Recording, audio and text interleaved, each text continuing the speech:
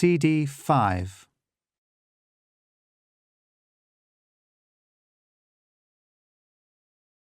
Chapter 11. Sunday was a gloriously sunny day, so I took an early walk around the farm. The birds were singing away, and the rain, which had fallen steadily over the previous few days, combined with the slowly rising temperature, had brought everything on a treat.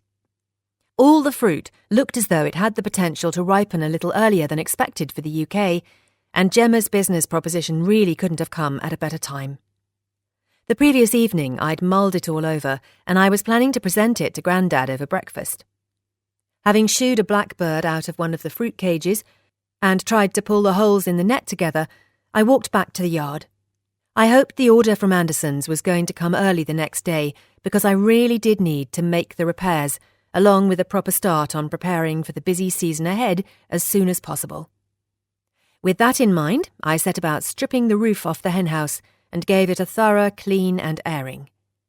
I was pleased to be doing something productive, and having found a sanitizing powder in Grandad's stores, I also gave the whole structure a good dousing. It wasn't all that likely it still harboured any mites because it had been empty for so long, but I didn't think it would hurt to err on the side of caution. "Are you ready for some breakfast?" Grandad shouted from the house. "You're awake!" I called back, dusting myself down and walking over to the back door. "And you're downstairs! You should have waited and I would have helped you." "I managed fine," he told me, as the smell of bacon made my tummy rumble. "I took my time, and besides, you were nowhere to be seen." "I hadn't realised the time," I said, glancing at the clock as I washed my hands. I was amazed to see that hours had passed since I'd headed out.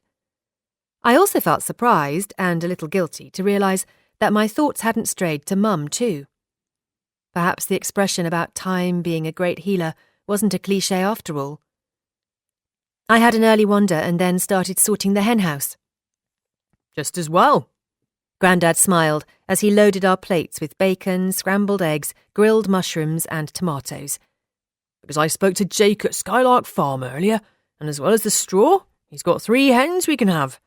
They're an ex-battery trio, still a bit rough around the edges, but perfectly healthy and laying well." I abhorred all forms of intensive farming and rather liked the thought of giving some ex-battery girls a happy retirement. They were going to love clearing out the fruit cages at the end of the summer. "What's the fox situation like here?" I asked. "Will we need to keep them in a big run of some sort?" I hoped not. "I haven't seen one for a while, so I don't think so. I reckon they'll stick to scratching about the yard.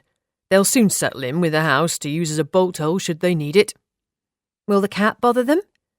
"She never showed any interest before, but we'll keep an ear out, just to be on the safe side. Now eat your breakfast, and then you can tell me what you came back from town thinking about yesterday, because I know there was something."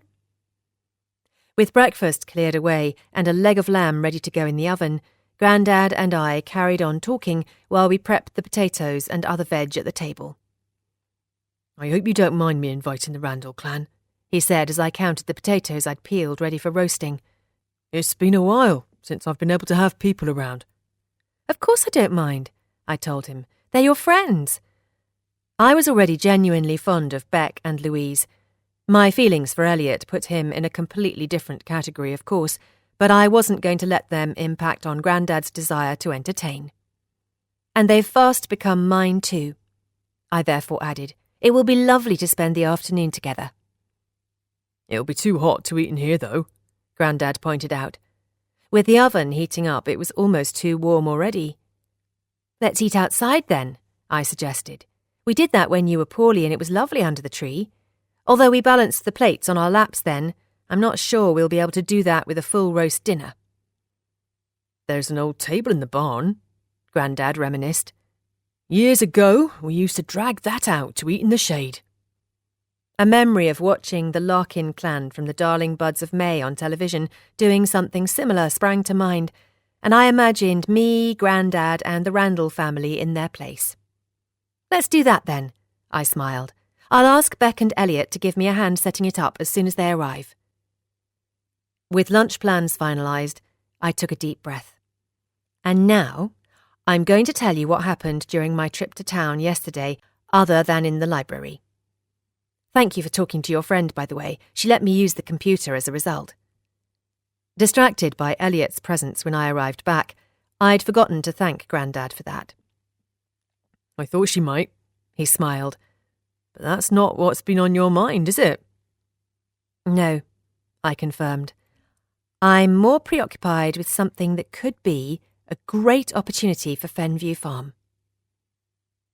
Grandad listened intently as I presented Gemma's idea.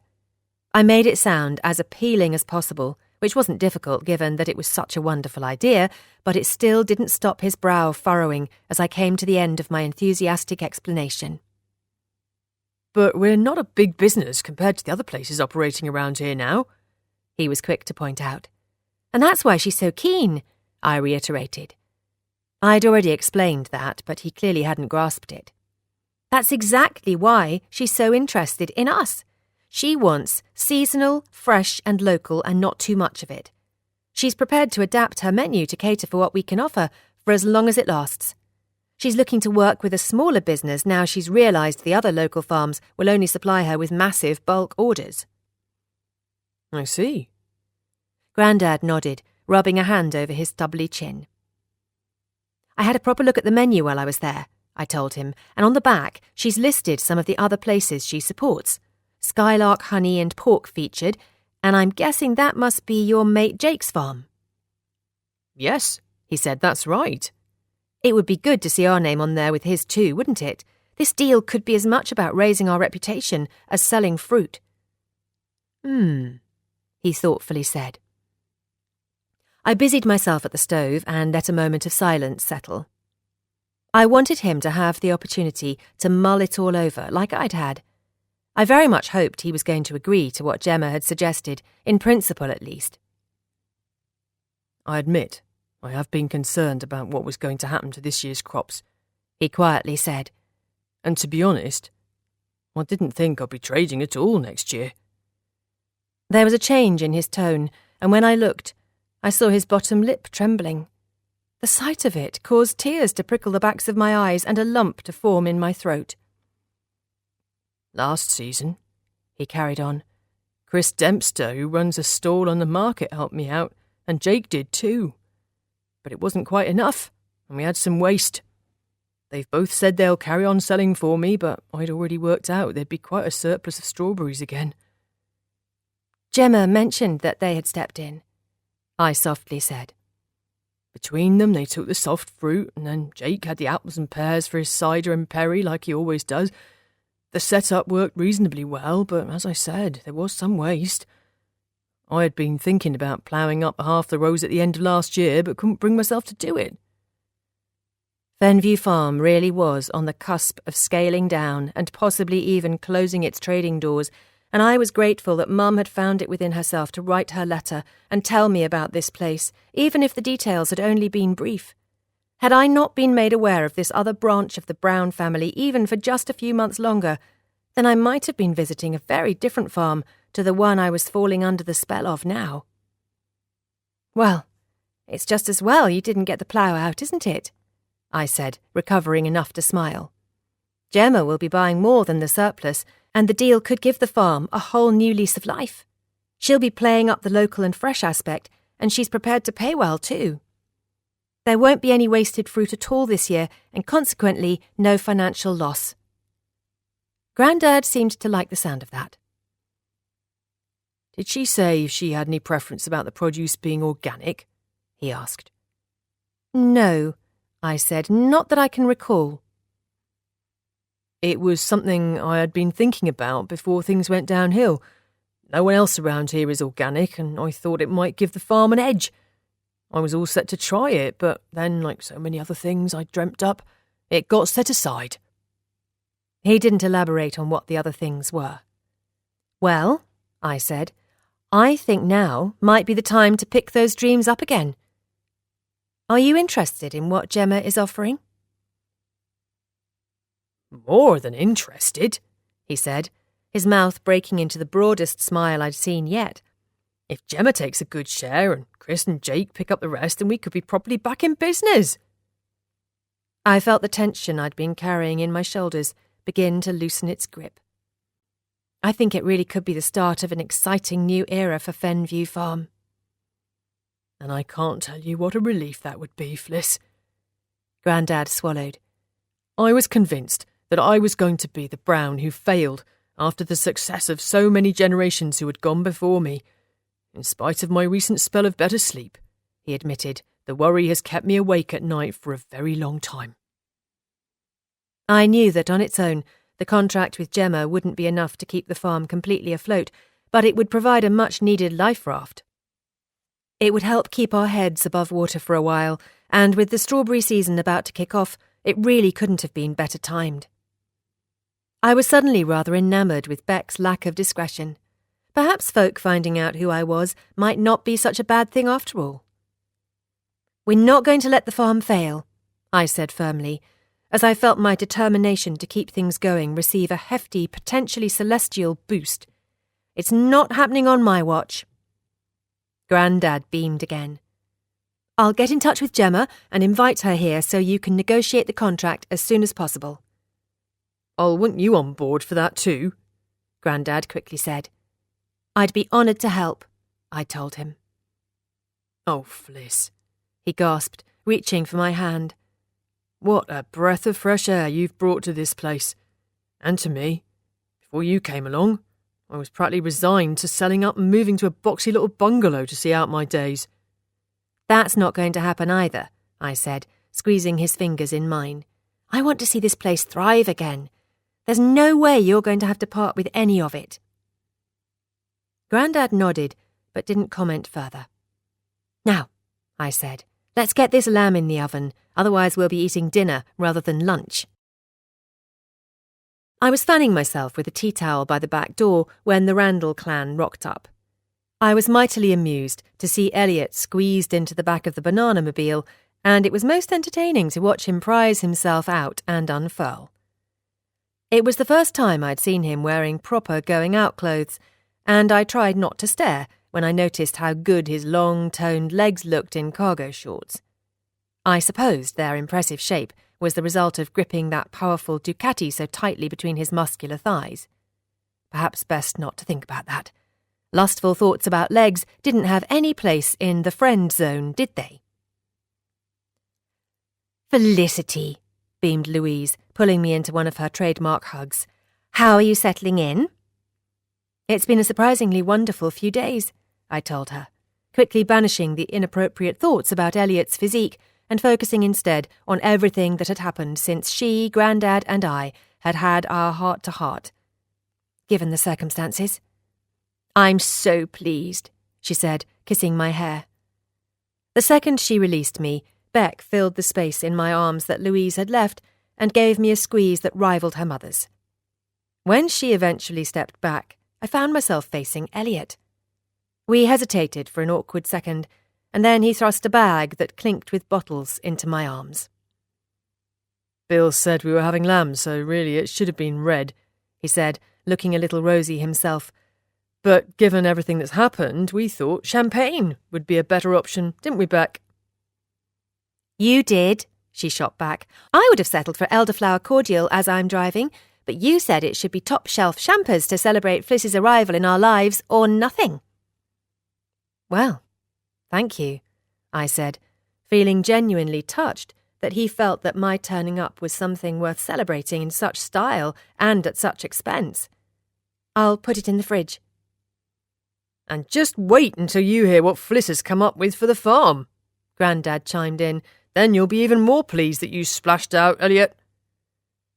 Beck, Elliot, and I carried the table out of the barn and set it down in the shade of the apple tree before adding a tablecloth, which Grandad told me had been embroidered by his mother, my great-grandmother, along with a mismatched collection of crockery, cutlery, glasses, and chairs. The dinner, carried out in covered tureens that also hailed from my great-grandmother's era, was delicious, and the accompaniment of the champagne ensured we were all, other than Beck, a little drowsy by the time I served up apple pie swimming in pools of thick double cream. I'd found the apples in the freezer, and it had been a treat to make the pie using Fenview fruit. I had felt the same surge of pride as when I cooked using the Rossi produce in their Italian kitchen. I smiled to myself as I thought of the heady pleasure I would derive from baking Nonna's highly prized cherry and almond tart using Fenview cherries. What an amalgamation that would be! The delicious taste of home would be doubly delicious then, and I willed the harvest to ripen all the faster. "That," said Louise, licking her spoon clean, "was another absolutely wonderful meal. Who was it who taught you to cook, Felicity? I don't think you told us before." "It's Fliss, Mum," Beck pointedly said from her end of the table. I don't know why she still bothered trying to correct her. I was always going to be Felicity to her mum, just as she would always be Rebecca. "I had the most amazing teacher," I told Louise. "I honed my skills under the tutelage of the most accomplished cook and wisest woman I've ever known." "Not your mother, then?" Louise smiled. "No," I said, thinking of Mum's inability to even cook pasta. "Not Mum." "You sound very fond of this person," said Beck. "I'm more than fond," I told her. "Well," said Elliot, who sounded a little squiffy, "I think we should raise a toast to her." "I agree," I said, raising my glass and accidentally spilling some of its contents. Apparently, I was a little squiffy myself. "To Nonna Rossi." "To Nonna Rossi," they all chorused. We drained our glasses and Elliot refilled them. He tried to bypass Beck, but thanks to the impact of the bubbles on his balance, he knocked into her and she scowled up at him, clearly unimpressed. The sight of him looking a little wobbly and her so annoyed made me want to laugh. "So, Bill," said Elliot, flopping heavily back into his chair once he'd done the rounds, "what exactly is it that Fliss has come up with? It certainly seems to have put a spring in your step." "I knew it," said Beck, sitting forward in her seat once Grandad had finished giving them the lowdown. "When I mentioned Fliss and the farm at the cafe, Gemma quizzed me for ages." "She told me that until you filled her in, she'd assumed Fenview Farm had ceased trading, so I suppose we should be thanking you for not keeping my arrival to yourself." I smiled at her. "Well, I never," chuckled Louise. "I never thought I'd live to see the day when my daughter's inability to keep a secret would actually do some good." Beck stuck out her tongue, and Grandad chuckled. "Your mum's right," he nodded, "but try not to keep making a habit of it, my lovely." "I'll do my best," she sheepishly smiled. "So, are you going ahead?" asked Elliot. "Of course," said Grandad. "Fliss is going to invite Gemma to have a look around, and then it should be all systems go." Elliot nodded. "That must be a weight off your mind," he then said, looking at me. "Oh, it is." I sighed. It was a really good feeling, knowing that within days of my arrival, I was already playing a part in helping the farm find its feet again, even if the partnership had been Gemma's idea. "And just in the nick of time, too," I added, smiling at Grandad and thinking of the concerns he'd mentioned earlier, as well as the speedily ripening strawberries. "Yes," said Elliot. "You'll be able to leave knowing this place has a chance again now, won't you?" "What do you mean?" I frowned, my gaze snapping back to him. "Leave for where?" "Italy," he said, slurring the word a little. "Bill said you have an important job on this farm in Puglia. You won't be giving that up for good, will you?" I hoped Grandad hadn't discussed my life in Italy with Elliot because he was worried about me disappearing like Mum had. With each new day, I was feeling more and more connected to the farm and to Grandad, and I didn't want him worrying that I was just biding my time. That wasn't the impression I'd got from him when we talked about it before, but Elliot's intoxicated comments suggested that could have been on Grandad's mind, even if they didn't confirm it. "Well," I said, "we still haven't sorted out the finer details of how things will work out here in the long term, but I have absolutely no plans to go anywhere at the moment." "Good," said Elliot, raising his glass. "I'm relieved to hear it." I was pleased that he was relieved, but I wasn't thrilled to think that Grandad might have been worried about me leaving. He didn't look particularly perturbed, but I'd have to talk to him about it again, and the sooner the better. "I'd better get these dishes cleared away," I said, standing up and hoping the action might prompt the others to go so I could get on with it. "I'll give you a hand," said Beck, shooting her brother another less-than-loving look. "Ignore Elliot," she said, once we were alone in the kitchen. "He hardly ever drinks. I don't think he meant for that comment to come out the way it did. I don't even think he's realised how it sounded. He knows full well you're not going anywhere." It wouldn't be the first time he'd failed to find the right words where I was concerned, so I supposed I shouldn't be feeling too put out by it. "I hope you're right," I said, "because I'm really not. However, I am a bit worried now that Grandad might have said something and he's thinking I might disappear." "I don't think he's thinking that at all," Beck quickly said. "I reckon what just happened was more about Elliot than Bill." "What do you mean?" Beck looked outside again. Elliot, Louise and Grandad were still sitting under the tree. "I think he's got the hots for you, Fliss," she whispered. "And he was trying to sound you out." "Sound me out?" I spluttered. "Yes," she nudged, "but not very discreetly, thanks to the champagne. I reckon he wanted to make sure you're here for the long haul before he declares his—" My cheeks blazed, and I quickly began noisily scraping the plates. "I don't think so," I said, cutting her off. "He wasn't about to declare anything." Beck shrugged, but didn't say anything further, and I fell to wondering if that was what Elliot's lowered inhibitions had just exposed. Had the addition of expensive bubbles revealed the fact that he was struggling to keep his feelings for me in check? As thrilling as the thought was, it was unsettling too.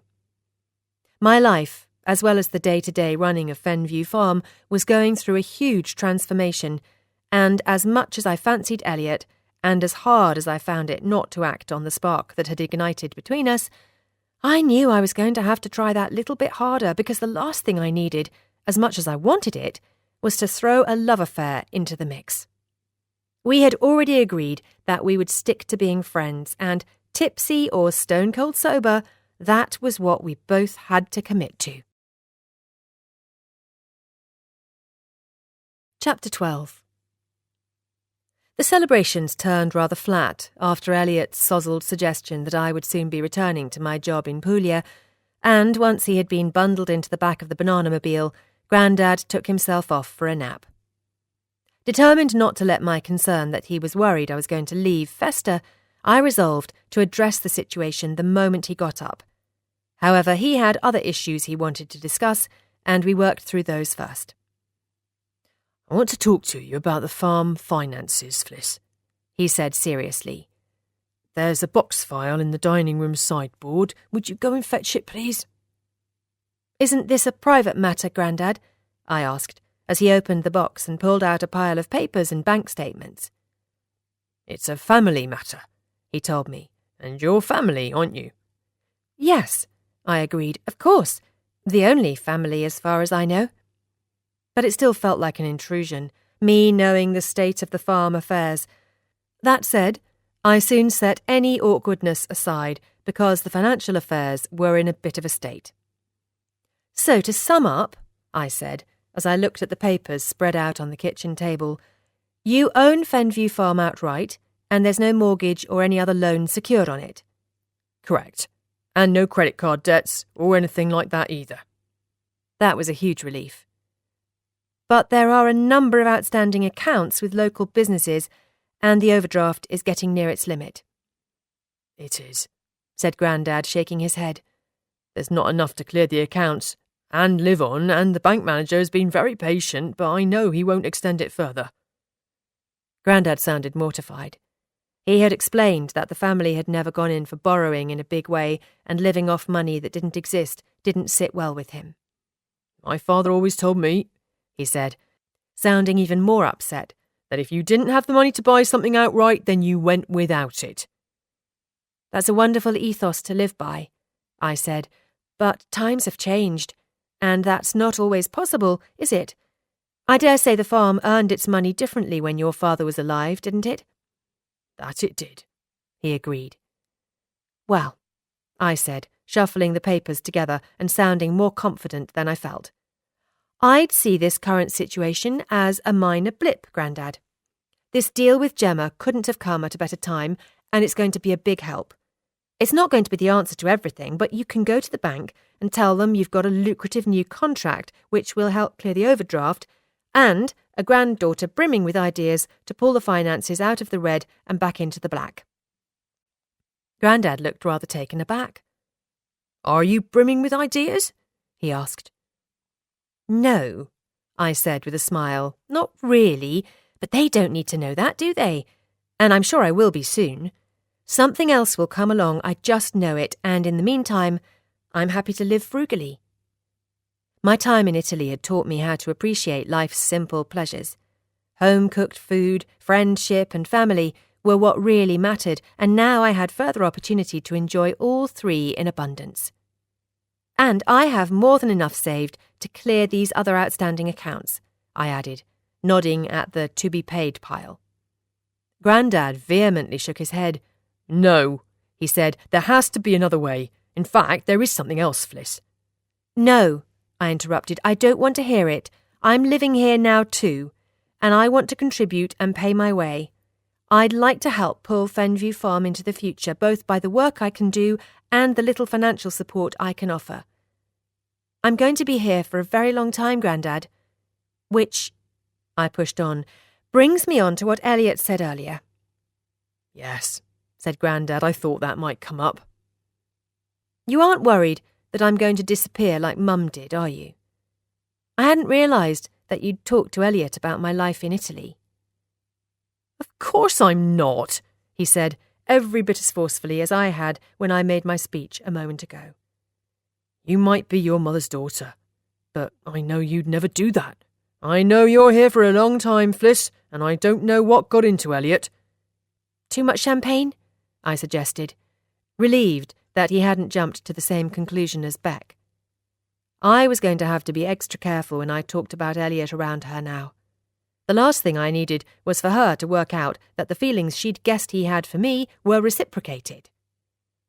"Well, yes," said Grandad with a small smile. "I think that probably was a factor. He doesn't usually drink." "So Beck said." "The bubbles definitely went to his head." He laughed, then looked thoughtful, as if he was trying to puzzle something out. "Well," I quickly cut in before he could speculate further, "let's keep a dry house from now on, shall we?" "Sounds good to me," he chuckled. As it was getting late, we decided to call it a day. I was pleased to draw a line under the conversation, but relieved that I had had the opportunity to say my piece, and that Grandad was convinced that I wasn't going to be rushing back to Italy. I was also pleased that I was going to be able to help Fenview Farm in a bigger way than simply flexing my muscles, even if Grandad was reluctant to let me. And with that in mind, he was going to get in touch with the bank and explain how things were changing, and as I slipped into sleep, I hoped that Elliot's imminent hangover would act as a reminder to him that he needed to work as hard to keep the feelings we had for one another under wraps as I was. I had already resolved to embrace life at the farm without a love affair complicating things, and Elliot needed to stick to that plan too. Andersons were as good as their word, and their delivery van rolled into the yard just as I was finishing breakfast early Monday morning. It was another clear, bright day, and the forecast was looking good for the whole week, which was a blessing. The sunshine would enable me to get on with my list of jobs, stop me fretting over Elliot, and the fact that I still hadn't had a reply to my email to Marco. I knew that was most likely because of lack of phone signal at the farm, which meant my account wouldn't update. But there was a tiny part of me that was worried that he was upset about my decision to stay on at Fenview. "Where do you want it all, love?" shouted the chipper Anderson's delivery driver as he hopped out. I knew it wasn't the sort of thing that usually raised the heart rate of a woman in her 20s, but what I was looking at was some of my contribution to keeping my family farm on track, and as a result, I felt my roots stretch a little deeper and hold on a little tighter to the fenland soil beneath my feet. "In here will be fine, thanks," I said, pulling open the barn doors. "If you could stack it all at the front, then I can move it as I need it." "What's all this lot, then?" he asked, eyeing the tea chests and boxes as he ferried the things inside. "I don't really know," I told him, shifting a little to block his view. I still hadn't got around to asking Grandad what the things all amounted to and why they were there, but they must have meant something to someone in my family, and consequently I felt protective towards the motley assortment. "Looks to me like you want to skip, love," said the driver. "You need to have a good clear out." It was on the tip of my tongue to tell him that I wasn't his love, but settled on not tipping him instead. "Oh, I don't know," I tightly said. "One man's junk and all that." With the chat firmly nipped in the bud, and my order stored, I decided the first thing I was going to do was mend the cages. The opportunistic blackbird had been back again, and I knew that if he had a nest nearby, then his fledglings would be feasting on the farm profits before long. Opening the barn might have kicked off my curiosity about the collection again, but there would be plenty of time to ask Grandad about that once the most urgent chores and tasks were ticked off my list. And talking of Grandad... "What on earth are you doing?" I called, as I lugged the roofing felt and cage-mending supplies over to the freshly scrubbed henhouse. He was attempting to drag one of the garden chairs across to the wheelbarrow that I was going to use to ferry the other things I needed. "You're going to repair the fruit cages, aren't you?" he asked, coming to a stop and sounding a little out of breath. "That's right." "I want to come and watch you do it then," he puffed, "and I'll need something to sit on by the time I've walked all that way." It wasn't all that far, but I was pleased he knew his limits. "Are you checking up on me?" "Absolutely," he grinned, his eyes sparkling. "I've only got your word for it that you know what you're doing after all." "Fine by me," I laughed, before walking back to the kitchen for the large umbrella which was propped behind the door. "It's not going to rain," Grandad tutted. "I know," I said, "but it's going to get hot, and you don't want heat stroke, do you?" "You'd better get some drinks as well then," he suggested. "We don't want to dehydrate either." It took a little while to reach the cages. The barrow was heavy and a bit wobbly with the step-ladder balanced across it, and it was the furthest Grandad had walked since his surgery. "It's going to take us longer to get set up than it will for you to do the job," Grandad grumbled, sounding frustrated and fed up. "I should have stayed inside." "No, you shouldn't," I told him. "This is a milestone for me, the first proper job I've done on the farm, and I love that you're with me while I do it." He looked happier after that and took up his position in the chair, protected from the sun by the umbrella which featured MotoGP drivers. "It belongs to Elliot," said Grandad. "Well, I didn't think it was your style." Was there no part of the farm that Elliot hadn't infiltrated? I was supposed to be setting my thoughts about him aside while I worked, and yet here he was again. Wherever I turned, the leather-clad carer popped up. I quickly turned my attention back to the task in hand. "You've done a grand job," Grandad proudly said when I finally finished. "We've done a grand job," I amended, standing back to look. "You've done just as much as me."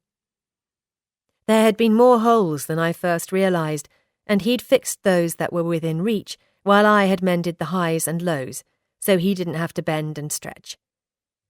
The blackbird had been indignantly squawking throughout, but he would have to go and find someone else's profit to pick his way through because we needed every penny of ours.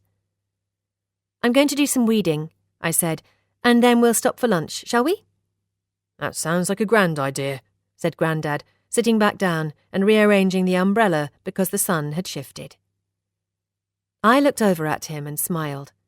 Day on day he was looking better, and that morning, with the benefit of the sunshine and a task to keep him occupied, he positively glowed. It was amazing to think it was just 10 days ago that I had arrived and he had been so poorly.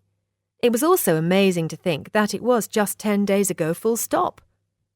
Whether it was because I was used to working on a fruit farm and familiar with the routine, or whether it was because this was my family farm and where I truly belonged, I couldn't be sure, but I felt as though I'd been at Fenview Farm for far longer.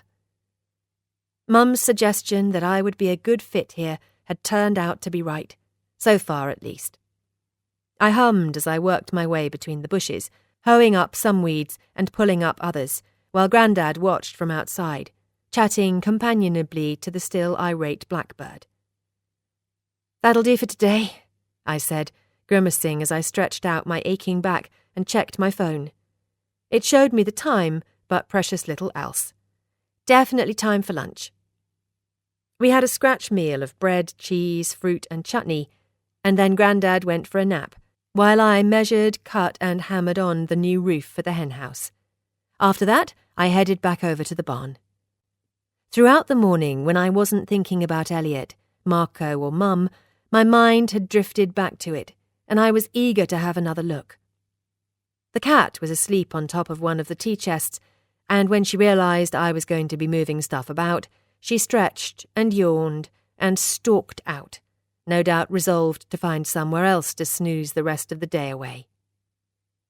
This time I looked properly inside the chests and pulled more things out. Some held framed photographs, while others were packed with newspapers, which had turned yellow with age. A few of the photographs were of Fen skating, which matched the boots I'd seen before, and others were of wily-looking eel catchers in tweed caps and grubby work clothes, a couple holding the same willow traps I'd already identified. None of the newspapers, I realised, were being used as wrappings or to pad things out, but had been kept because they recorded particularly interesting stories and events. Most were about farming and local agricultural shows, and others recorded births, deaths and marriages in the area. I was interested to see that there were quite a few Browns listed. A shadow fell across the doorway, and I jumped. It was Grandad. "I hope you don't mind me looking," I swallowed, thinking that I really should have asked before I rifled through it all. "I spotted it all the first time I came in here, and again this morning when the order from Anderson's arrived, and my curiosity got the better of me, I'm afraid." "I dare say you think it's all a load of rubbish," Grandad said. He stepped further in, and I could see he looked more uncomfortable than annoyed, but there was an air of defiance in the way he stuck out his chin. "None of it looks like rubbish," I quickly said. "No?" "No, it's fascinating.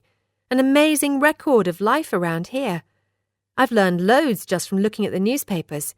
Some of these should be framed and preserved like the photographs." Grandad looked taken aback. "And these eel traps are incredible," I said, picking one up. "I had no idea they were so skillfully woven when I saw them online." "Why were you looking at them online?" "I did a bit of research about the area and its history before I came here. I found out a few things, but it's not the same as seeing them firsthand, is it?" "You don't think it should all be put in a heap and burned, then?" "What? Of course not." "That's all your mother said it was good for," he huskily said. "Whenever I found something new or someone gave me a piece for safekeeping, she'd sneer and tell me how sad I was being stuck in the past." "But that's ridiculous. This is a treasure trove of local history, and I can promise you, Grandad, that's not what Mum would have said if she could see it all now." "No?"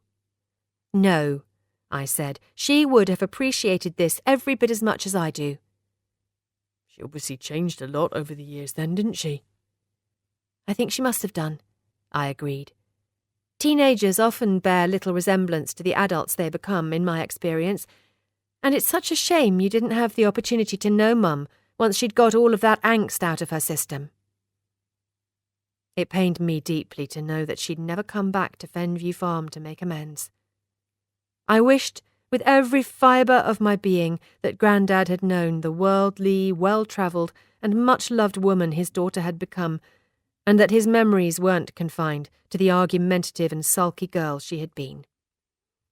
"Some of this looks unique," I carried on, steering the conversation back to the collection. "It should be treasured, not torched." "It is," said Grandad. "That's why I've kept it for all these years." "So, what are you going to do with it?" I asked. "What are your plans for it? I can't imagine that you've kept it all just so it can gather dust." "Well, no," he said, shifting from one foot to the other. "I had thought about finding a way to put it all on display at one time, but nothing ever came of it." "You should do it," I said, picking up one of the maps. "I'm sure people would be interested, especially if you talked to them about it too. A personal connection is a very powerful thing." Grandad gently took the map out of my hand and turned it up the right way. He clearly loved the collection he had so painstakingly put together, and I was going to make sure it got the recognition it deserved. Shut away in a dusty old barn wasn't doing it any good or any justice at all. "Promise me you'll think about it," I asked him. But he didn't have a chance to answer as a car pulled into the yard. "Are you expecting anyone?" I asked. "Not as far as I know," he shrugged. I quickly put everything back where I'd found it and closed the barn again. "Gemma!" I smiled as she climbed out of her car. "How lovely to see you, Grandad. This is Gemma from the Cherry Tree Cafe." "I thought I recognised you," he said, also smiling. "I was going to give you a call this afternoon." "With good news, I hope," she said, reaching back into the car and reappearing with a large cake box. "I hope you don't mind me just turning up out of the blue, but I was so excited after our chat, Fliss, that even though I'd said there was no rush, I couldn't wait another day to find out what you'd decided, Mr. Brown." "In that case, you'd better call me Bill," Grandad told her. "I'd like to be on first-name terms with anyone I do business with." "That sounds promising," Gemma grinned. "Bill it is, then." In the kitchen, she handed over the box, which was full of cakes, biscuits, and cream-based confectionery. "Well, now," said Grandad, "I can see where your talent lies, my dear. These all look delicious." Gemma flushed prettily. "And I know where yours lies too," she said back, "and I'm hoping it's going to enhance mine all the more." Grandad nodded approvingly. "Why don't you and I go and have a look around the farm?" I suggested to her, "and then we'll have tea and cakes while we talk business." "That's an excellent idea," Grandad agreed. "I'm all walked out for today, but I can run to making a pot of tea." I gave Gemma the full tour, explaining what would be coming into season and when, and she was enthralled with everything. "This is just the sort of collab I'm looking for," she said excitedly as we walked around. "I've got a similar setup with Jake and Amber from Skylark Farm." "I guessed as much from what I read on the back of the cafe menu," I told her, stopping to pluck a couple of strawberries which had conveniently ripened just in time. By the looks of it, I was going to have to start making daily checks of the rows. Mindful of Grandad's concerns, I didn't want to waste a single fruit, and the straw delivery couldn't come soon enough now. Gemma closed her eyes as she bit into the soft, sweet flesh. "Plucked straight from the plant," she said, chewing appreciatively. "You can't get any better than that, can you?" "You certainly can't," I agreed, picking a few for Grandad, "and I can easily get them to you within just a couple of hours of picking." Or at least I could, if I had transport. I was really going to have to address that situation sooner rather than later, but in the meantime, perhaps Beck might be able to help me out. She certainly had the right vehicle for ferrying fruit about. "Come and see what we've got in the cages," I said to Gemma, determined not to let concerns about my lack of wheels jeopardise our deal. "There's nothing ripe yet, but you'll be able to get an idea of the yields we can offer." An hour later, going organic had been discussed, along with apple, pear and plum varieties, and the deal was done. It was all sealed over a few more strawberries and some sumptuously frosted cupcakes, which felt and tasted like a wonderful way to do business to me. "This is a lovely barn," said Gemma, nodding over to where Grandad's Fenland collection was stored as she prepared to leave. "I don't suppose you'd consider selling it, would you?" "Absolutely not," I said, before Grandad had a chance to answer. "I didn't think so," she laughed, "but I thought I'd ask. Tom and I rather fancy taking on a conversion project." "If it had been built further away from the house, then it might have been a possibility, but I don't think it would be ideal having someone living so close by, do you, Grandad?" He looked at the barn, but didn't answer. "There'd be all sorts of issues with access too," I pointed out. "What with sharing the drive and everything, and especially as this is a working farm." "That's fair enough," said Gemma. "Let's just stick to the fruit deal then. Tom would probably have had 40 fits if I told him I'd put a deposit down on a barn rather than a fruit harvest this afternoon." Once she'd gone, I indulged in a little happy dance which made Grandad laugh. "Now all I need to do is sort out some transport to get the fruit to town every day," I said, linking my arm through his, "and we'll be all set." "Oh, that's no problem," he said, pulling me closer to his side. "By this time tomorrow, you'll be up and running. You have got a driving licence, haven't you?" I stopped and looked at him. What was he talking about? "Yes." "And it's here? "What's going on?" Have you got your licence or not?" "Yes," I said. "It's Italian, but I can drive on it here for a year, I think. Then I have to get it transferred to a British one." "Good," he said, before mysteriously adding, "I'll need to borrow it later." "Are you going to tell me why?" I asked, dancing around him again. "No," he laughed. "I want it to be a surprise. Let's go and have another cake." I wasn't sure I needed more sugar, but I followed him back inside, wondering what exactly he was going to surprise me with the next day.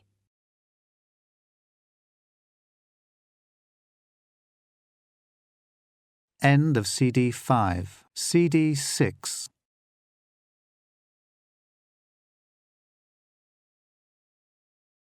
Chapter 13. The following morning, Grandad and I made the most of the time before his friend Jake was due to arrive with the straw and hens by shifting the henhouse into position and surrounding it with a simply constructed run.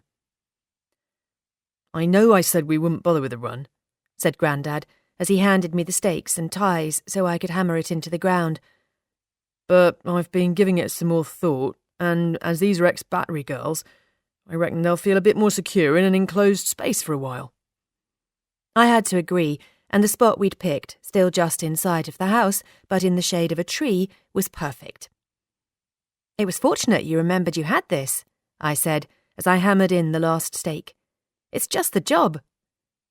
"It's getting on a bit," said Grandad, giving it a shake to make sure I'd secured it properly. "But it can still do the job." "A bit like you, then," I grinned up at him. "You cheeky beggar," he laughed. A horn tooted in the yard. "That'll be Jake," he said, distracted from my mischievous comment. "Let's go and see what he's got for us, shall we?" I felt a bit nervous about meeting Jake Somerville. I knew he was a good friend of Grandad's and had been more than generous when it came to helping keep Fenview Farm running during the last couple of years. I smoothed down my work shirt, my heart skipping in my eagerness to make a good impression, but I needn't have worried. Jake was kindness itself, and not at all how I had imagined him. He was about 20 years younger for a start, definitely older than me, but not by all that much. Unkempt-haired, with hazel-flecked eyes, a ready smile and a firm handshake. He pumped my hand with something akin to relief as he said how pleased he was to meet me and that he hoped Grandad wasn't giving me too much trouble. "He's behaving himself so far?" I said, returning his smile. "But I'm expecting that will all change once I've found my feet." "Oh, right," said Grandad, talking over us. "I can see how it's going to be. You two are going to gang up on me, aren't you?" "Definitely," said Jake, winking at me. "In that case," Grandad sniffed, "let's have a look at these hens and then I'll go and make us a drink while you pair get on with the work." Jake's Kawasaki mule and trailer were loaded up with straw bales, a bag of feed for the hens, and another of grit, while the box containing the 3 chickens was wedged securely in the passenger footwell. As we approached, I could hear a gentle clucking which grew all the louder when Jake jumped behind the wheel and manoeuvred the vehicle over to the run. "This is exciting, isn't it?" said Grandad, forgetting his former scolding and honing in on exactly how I felt. "It's going to be lovely having chickens again. Livestock and poultry make a place feel more alive."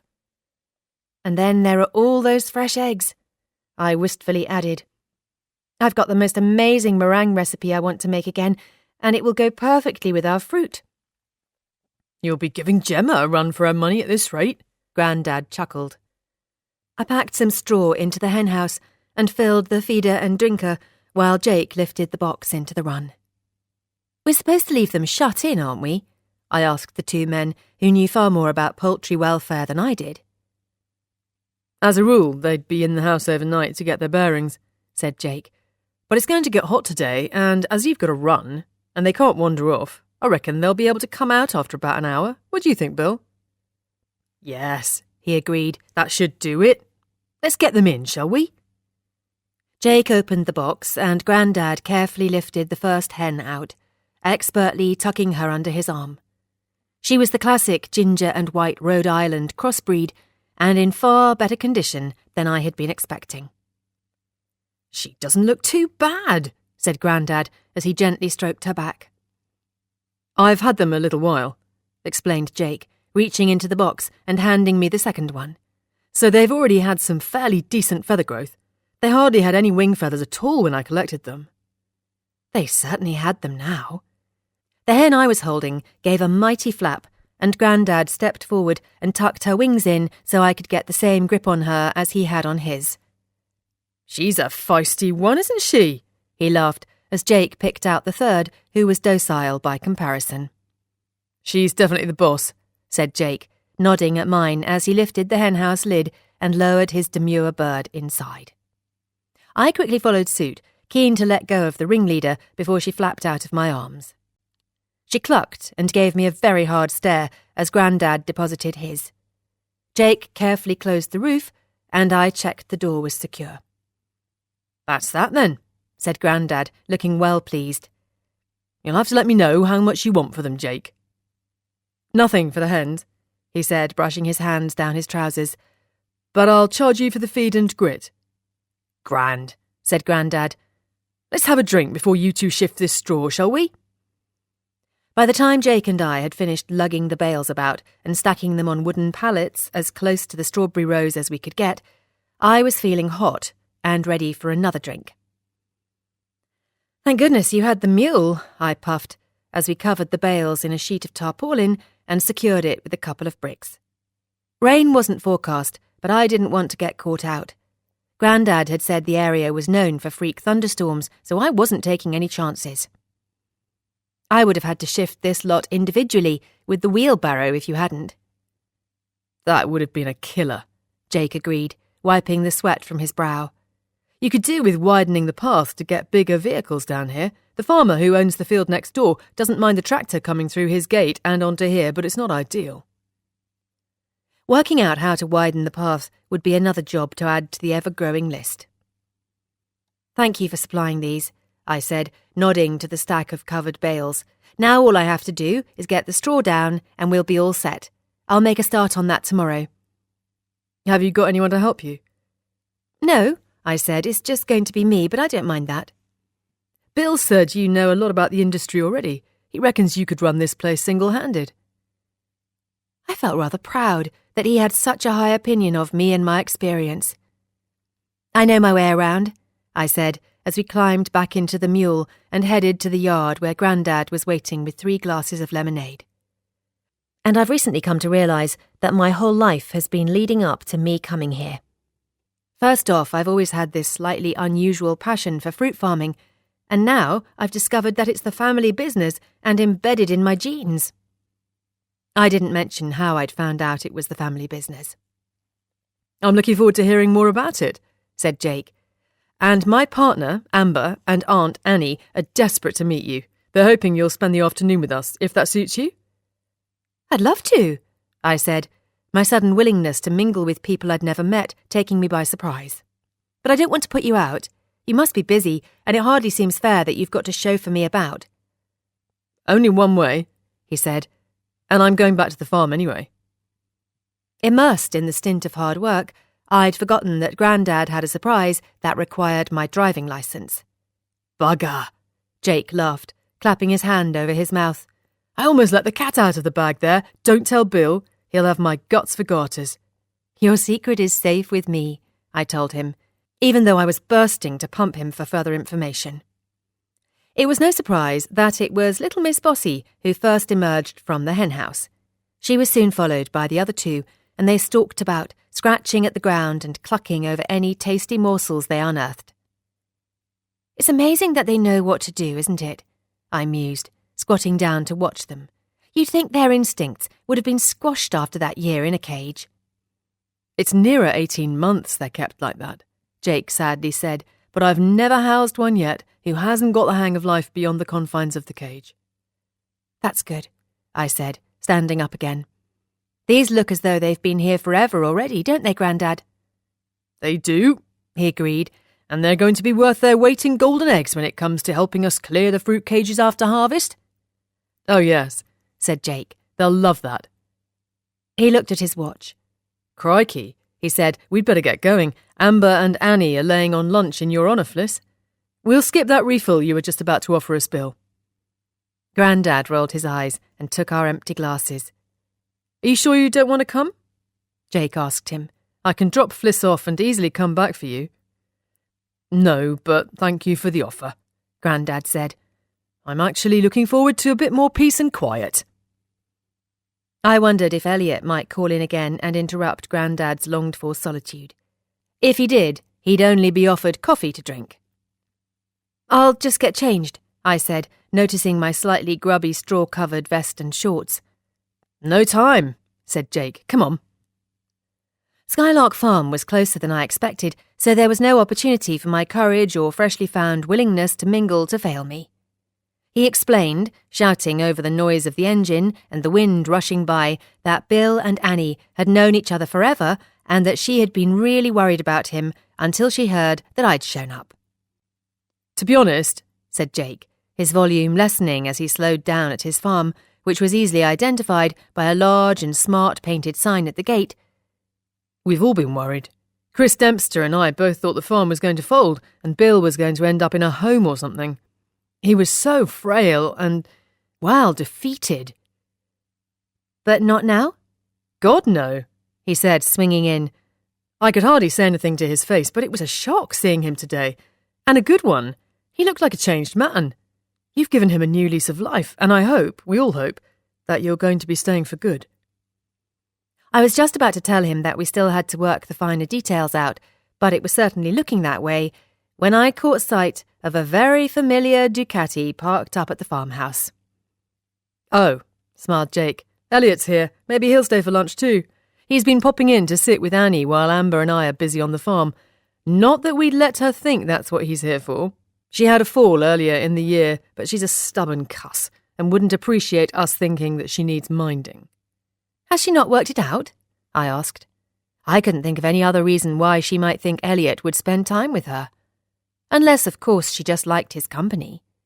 From the little I knew of him so far, it seemed like everyone else did, so that was most likely it. If she hasn't let on, Jake told me. I dare say you've already met Elliot, haven't you? What with him being such a close friend of Bill's too? Yes, I said, picking more straw off my clothes. Our paths have crossed. I spent a very happy afternoon at Skylark Farm. Amber was every inch the picture-perfect farming type in her jewels-patterned wellies, and Annie, with her periwinkle eyes and sharp wit, was both shrewd and observant. She reminded me of a Fenland equivalent of Nonna Rossi. Amber and Jake had 2 children, but they were at school, so it was just the 5 of us for lunch. 6 if you counted the elderly Labrador scouting for crumbs. Elliot and I said a brief but slightly awkward hello, and I did my utmost to steer the conversation away from talk of how long I was planning to stay at Fenview Farm. The last thing I wanted was him picking at the thread he'd started to pull at the day of too much fizz. We ate outside, in a set-up not all that dissimilar to the one Grandad and I had established, and which largely featured delicious fare in the form of pork, honey, and apples, which were all produced on the farm. "It's a beautiful place you've got here," I said, looking around and taking in the pretty garden, tidy yard and well-maintained farmhouse. There was a wooden building which looked quite new and was covered in bright hanging baskets. That, Jake told me, was where they sold their produce, along with some of the Fenview Farm fruit, direct to the public. They also had a stall at the fortnightly farmers' market in Winbridge. Skylark Farm made Fenview look shabby by comparison, but I knew I needed to keep my mind focused on sorting the farm finances before I dealt with the aesthetics. Helping the farm make more money had to take precedence over making it look pretty, for now at least. "Thank you," smiled Amber, clearly delighted with the compliment. "We're very happy here, and it all looks rather different to how it did when I arrived." "She's had a big hand in transforming the place," said Annie, eyeing me beadily, "just like you're now doing at Fenview. A little bird told me that you're going to be supplying the Cherry Tree Cafe with their fruit from now on." My gaze flicked to Elliot, and I wondered if he was the little bird in question. "That's right." I smiled at Annie, thinking there was no point denying it, even if I wasn't sure if Grandad, Gemma, or I wanted it widely known just yet. "And that's just the beginning," I added for good measure, suddenly deciding to face full-on the one issue I'd previously tried to avoid. "I've got more great plans, which will help secure the future of the farm and my role in it." Elliot looked at me and raised his eyebrows, and I wondered what he was thinking. Had I just raised his hopes and led him to assume that I was hinting that I was staying on, partly so that we could act on our feelings for one another?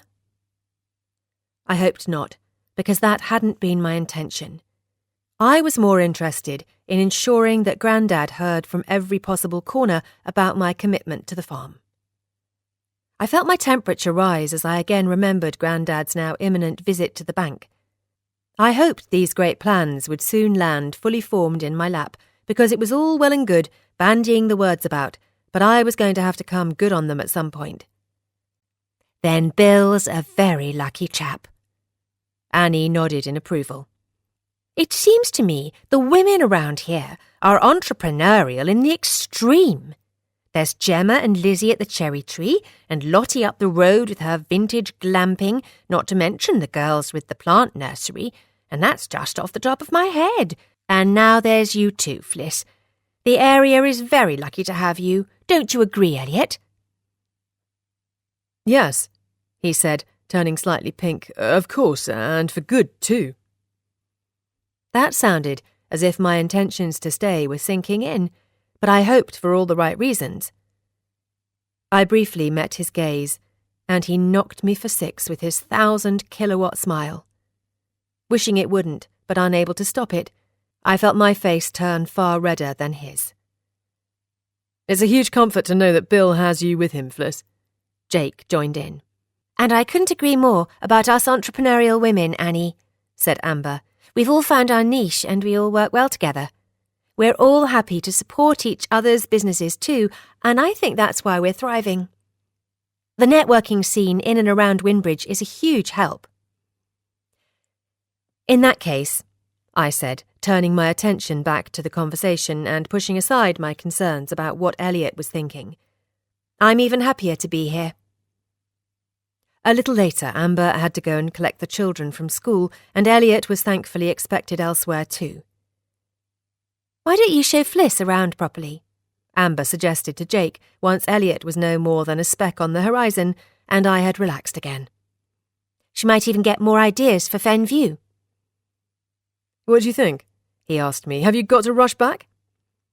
"I can't rush anywhere," I reminded him, "until you've revealed what it is that I'm going to be rushing back in." "That's true," he said. "Come on then." The whistle-stop tour started with the rare breed pigs, which were raised for their prime meat, and after that we drove through the immaculately kept orchards which supplied the fruit for Skylark cider and perry. "And we let the pigs graze in here too," said Jake, as he weaved the mule between the trees.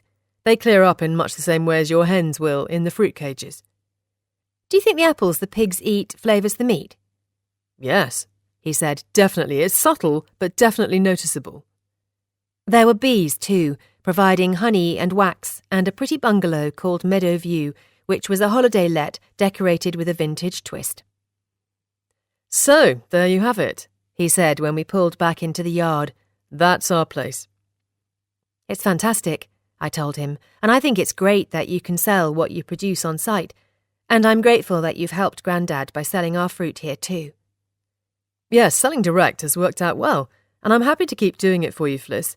The only other thing we'd like to do is host events where we could cook and serve the food we produce to paying guests." "What, like an annual food festival?" "No, something more regular than that." "An exclusive supper club?" I'd recently read about a couple in a magazine. They looked and sounded wonderful. "Yes," he said, "exactly that, but unfortunately we haven't got the room here." The venues I'd seen online were idyllic. One was located in the old glass houses of a former garden centre, and the menus changed for every event so that the very best of what was on offer in the area could be presented at its peak. I said, looking about. I suppose you are a bit tight for space here now, aren't you? Yes, Jake agreed, and the occasional waft from the pigs probably wouldn't go down all that well with discerning diners either. We've had the odd wedding here in the past, pitching a marquee in the meadow, but we decided to stop when we increased the pig numbers. I couldn't help thinking that if folk were dining or tying the knot in the country, then they should perhaps be expecting earthy smells, but I didn't say so. What you really need, I said instead, my heart fluttering as my mind tracked back to the farm's produce and whirred with the beginnings of an idea, is somewhere not too rural that has the capacity to park a few cars and the space to serve food to enough people to make it profitable, but not so big that you lose the exclusive and intimate ambience. Exactly, he said, and as you can see, we haven't got the capability for anything like that here. I tucked the idea away for further thought. Which is a shame, Jake carried on, because locals often complain about not having somewhere special to eat in the evenings. Funnily enough, I told him, Lizzie in the Cherry Tree Cafe was discussing that very thing just last week. I'm surprised Winbridge hasn't got more restaurants given the demand. There are a couple, he said, and they're lovely, but nothing out of the ordinary. And then there's the pub. Once you've exhausted those three and the takeaways, then there's nothing else for miles. I see, I said. I'm going to investigate further, Jake mused. I know the answer is around here somewhere. I just have to find it. We were both lost in our thoughts for a moment, and then Annie came out to join us. You're still here, she smiled at me. Would you like some tea? I'm just making a pot for when Amber gets back. Thank you, but no, I said. I really should be going. I've been gone ages. I hope Grandad's all right. I shouldn't worry, she said. Elliot told me he was planning to pop in on his way past. I'm sure he would have let us know if anything was amiss. So, Grandad's peaceful afternoon had been interrupted after all. I hoped Elliot had made a point of reassuring him that I had been talking about staying on at the farm. Was Elliot all right? Jake frowned. He seemed a bit quiet to me. Lots on his mind, I expect, said Annie, looking inquiringly at me. Affairs of the heart, I reckon. I bent to fuss the dog to avoid her eye. I should have warned you, Fliss, said Jake. Annie can read minds as well as hearts. You have to be careful what you're thinking around her. I hoped he was joking. I didn't need anyone else working out that Elliot and I were trying to maintain a bit of distance. As if, tutted Annie. Right, said Jake, thankfully abandoning the subject. Let's get you moving, Fliss. He jogged off and reappeared not on foot, but behind the wheel of a green Land Rover. He turned off the engine, jumped out, and tossed the keys to me. She's a Defender County, he said, patting the bonnet affectionately. A 2000 plate and Bill's pride and joy. You're kidding, I gasped, my eyes on stalks. She belongs to Grandad. His last big investment, and she's as reliable as they come. She was also gorgeous, and would be a huge help on the farm and in getting me to and from town with fruit for the cherry tree. What's she doing here? I asked. She's been with us for about a year, said Annie. Once Bill's hip really started to play up, he couldn't get in and out of the cab anymore, so he asked Jake to drive her. He was never going to part with her, Jake further explained. So I said I'd keep her here out of harm's way in case anyone saw her standing in the yard and took a shine to her. Stole her, you mean?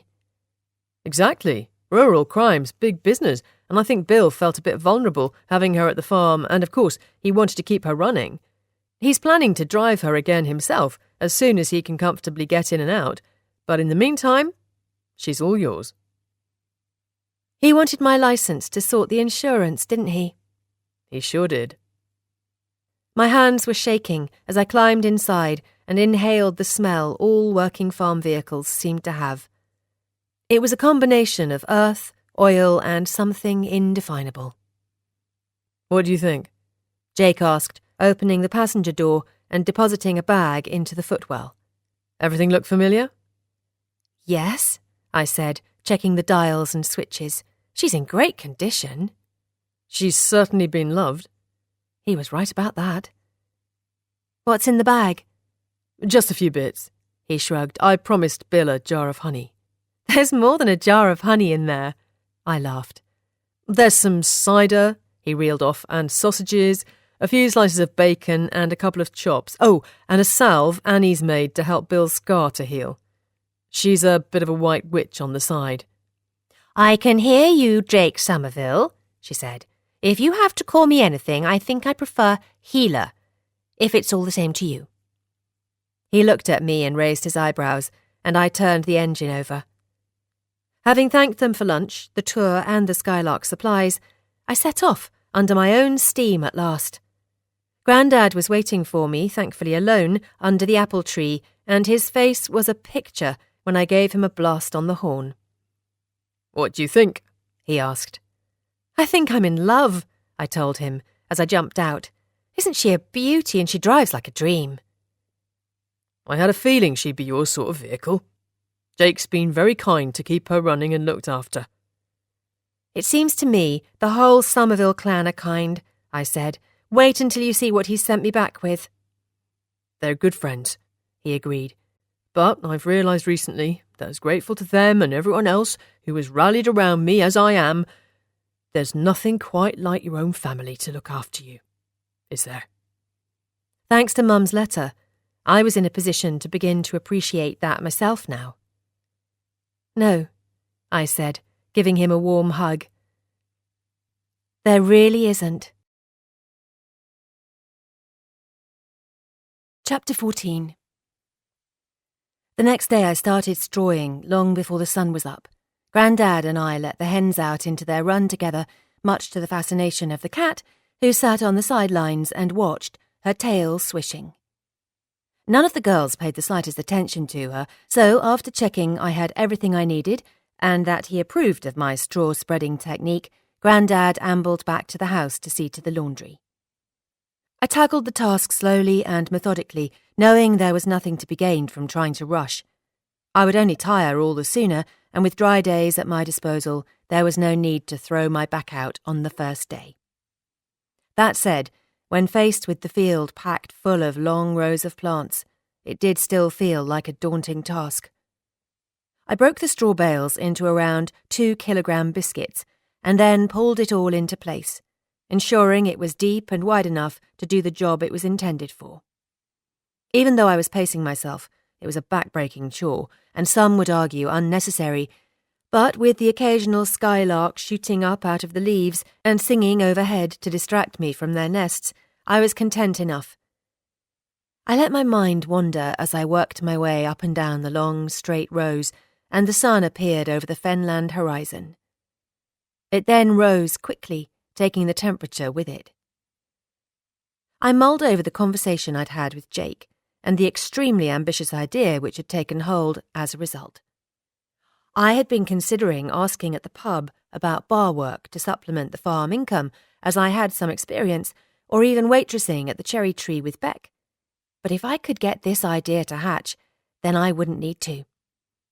Grandad and I weren't too tight for money, assuming he'd let me spend some of mine, and if I could convince him to give this project a go before we were, then we might end up far better off. I couldn't help thinking that it felt almost like an answer to a prayer. I'd been wishing for a big idea to land, and now it most definitely had. Fliss! I stood and shielded my eyes from the sun to see Grandad pointing at his wrist. It was time for a break. I hopped over to the next row, which was still straw-free, and went to join him. Doesn't that look grand? He said, smiling broadly. I looked at the finished rows and found my smile matching his. I could see the odd, bright red berry shining in the sun and knew I would have to start picking properly soon. Picture perfect, I said. In fact, I think I'll take a picture on my phone. I want to record every aspect of my first season here on the farm. I hoped he noted the emphasis I put on first. I'll take some of the hens, too. Along with the arrival of the grand plan, I'd been thinking about setting up an Instagram account to show off the farm's seasonal highlights. If my ambitious idea did come to fruition, pun intended, then it would be good to have an already established social media presence. "I hope you've got something delicious for Elevenses," I said as I snapped away and my empty tummy rumbled. "I'm starving." By 3 o'clock, I'd had enough of work and was ready for a muscle unclenching soak. Over half the field was finished, which was really good going, but I wasn't sure I'd get it all done the next day. Progress would definitely be slower after the initial effort I'd put in, and my back would be groaning when it realised it would have to go through the same exertion again. "Put a few drops of this in your bath," said Grandad, handing me a small brown bottle before I went up to the bathroom. "And some Epsom salts, too. They're in the bathroom cupboard. They'll see you right."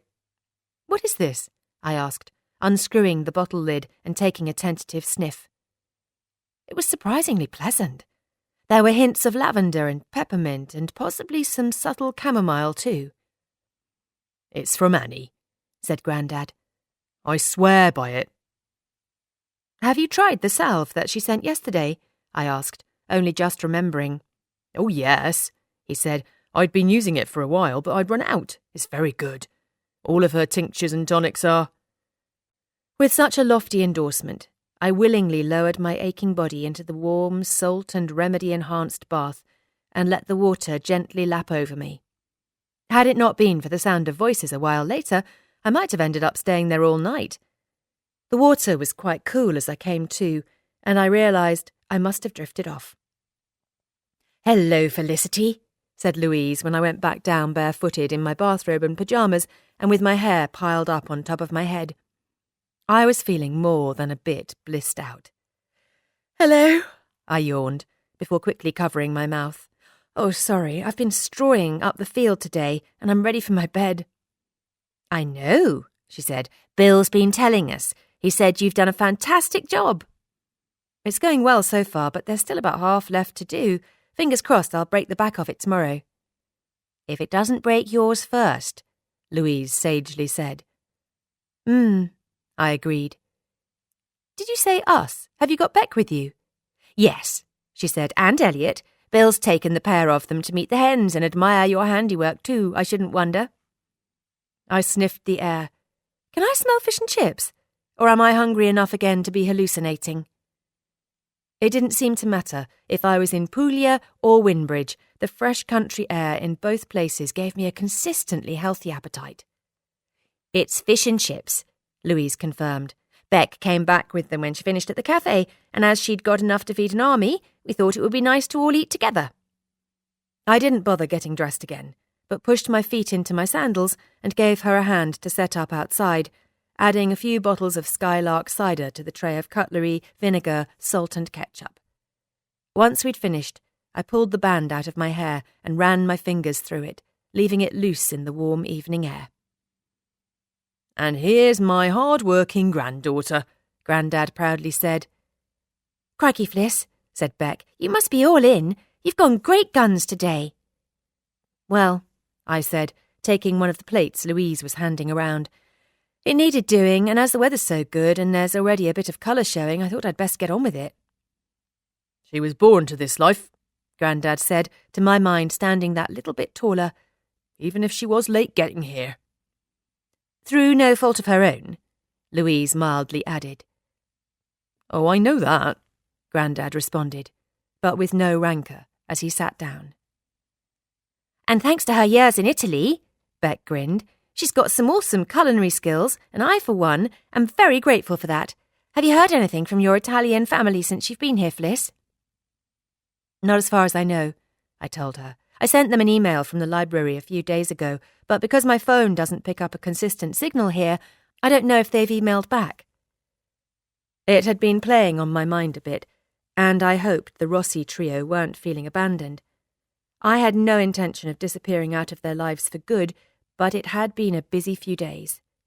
They'd understand that, wouldn't they? The internet in Puglia could be temperamental at times too, so I hoped they were factoring that into their thoughts about my prolonged radio silence. I'll try and check again next time I'm in town, I added. Elliot opened his mouth to say something, but Beck got in first. I was trying my best not to look at him. He needed a shave, I noticed, and wore a day's worth of stubble a little too well. And I hear you can get there yourself now, she nudged, taking a swig of cider. The services of the Banana-mobile are no longer required. By the way, she added, addressing her brother and holding up the bottle for him to see, you're driving back tonight. Fine by me, he muttered. Grandad caught my eye and winked, and I had to bite my lip to stop myself from laughing out loud. I'd completely forgotten our resolve to keep a dry house. It felt good to have an inside joke.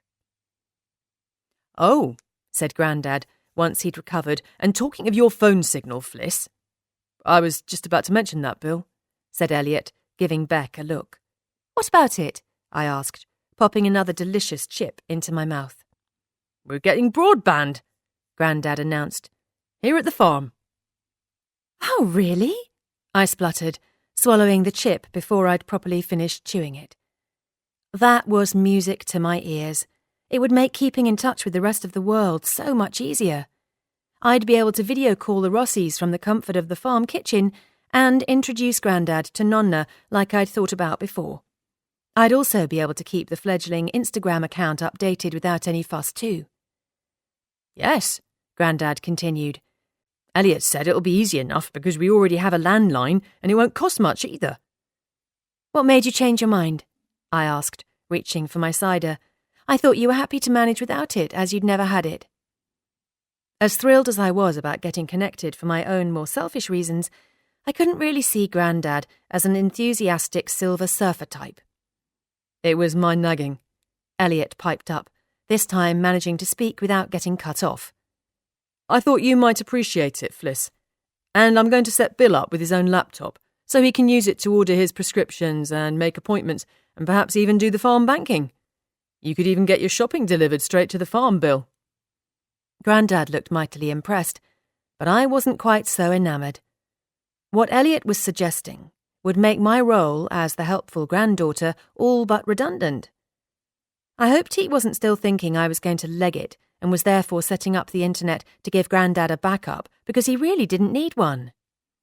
But I've got the Land Rover now, I pointed out, trying not to sound peevish. So I can do all those things. I want to do them, and Grandad will be driving himself about again soon too. All true, said Elliot, but this will keep Bill more independent, even though he is going to be driving again, which is no bad thing. I couldn't argue with that, I supposed. It would be good for Grandad to be able to properly sail his own ship again. He hadn't said as much, but I knew he'd found it hard relying on the help of others for so long. That said, I didn't think that included help from me. And like you said at Skylark, Fliss, Elliot further added, you've got big ideas for this place and you're going to be busy. I reckon Fenview Farm has a bright and exciting future now you're here to steer it in a new direction, but that's going to take up a lot of time. Getting Bill online will free you up a bit and give you more hours to focus on the business. Stupid as it was, I felt a bit emotional as I listened to him say that. Not only was he confirming his belief that I was staying put, but he was also letting me know that I was up to the job too, and that his suggestion to get us online had nothing to do with sidestepping me. Tears pricked my eyes, and I tried to blink them away. I don't think I'd ever held him in fonder affection than I did in that moment. There was no hint in any of what he said that I had given him hope of taking our relationship further when I spoke so passionately at Skylark Farm, and I can't deny there was a pang of disappointment attached to that realisation. I should have been pleased that he was as committed to keeping us on the straight and narrow as I was, but I wasn't. At least Grandad looked delighted. I'm actually looking forward to it now, he chuckled. It's going to be quite an adventure, I think. You'll have to give Bill a lesson in cyber safety, Elliot, Louise laughed. Otherwise, goodness knows where he's going to end up. She had a point. The engineer will be coming out next week, Elliot said, turning his attention back to Grandad. And when we've finished at the hospital tomorrow, Bill, we'll go and see about a laptop, There's a place in town where you can pick up a perfectly decent reconditioned one for a fraction of the price of something brand new. Grandad looked even more thrilled. I thought I was taking you to the hospital, I said, quickly recovering. I've scheduled the time out into tomorrow's work. Elliot shook his head. That step into the Land Rover is too high, he said, and then you've got to negotiate getting out at the other end. There are plenty of apple crates kicking around here that we could use as an intermediary step, I pointed out. It will be a darn sight easier than Grandad swinging his leg over the back of your Ducati. Everyone was quiet for a moment, and then as one, we all burst out laughing, our heads filled with an image of Grandad in bike leathers riding pillion. You wouldn't get me on that thing, he said, taking out his handkerchief to wipe his eyes, even without the trig hip. Elliot caught my eye, and I started laughing again. So what is happening then? I asked. I'm going to lend Elliot my car, said Beck, and I'll come here and help you with the strawing up. If you think I'll be able to get the hang of it, that is.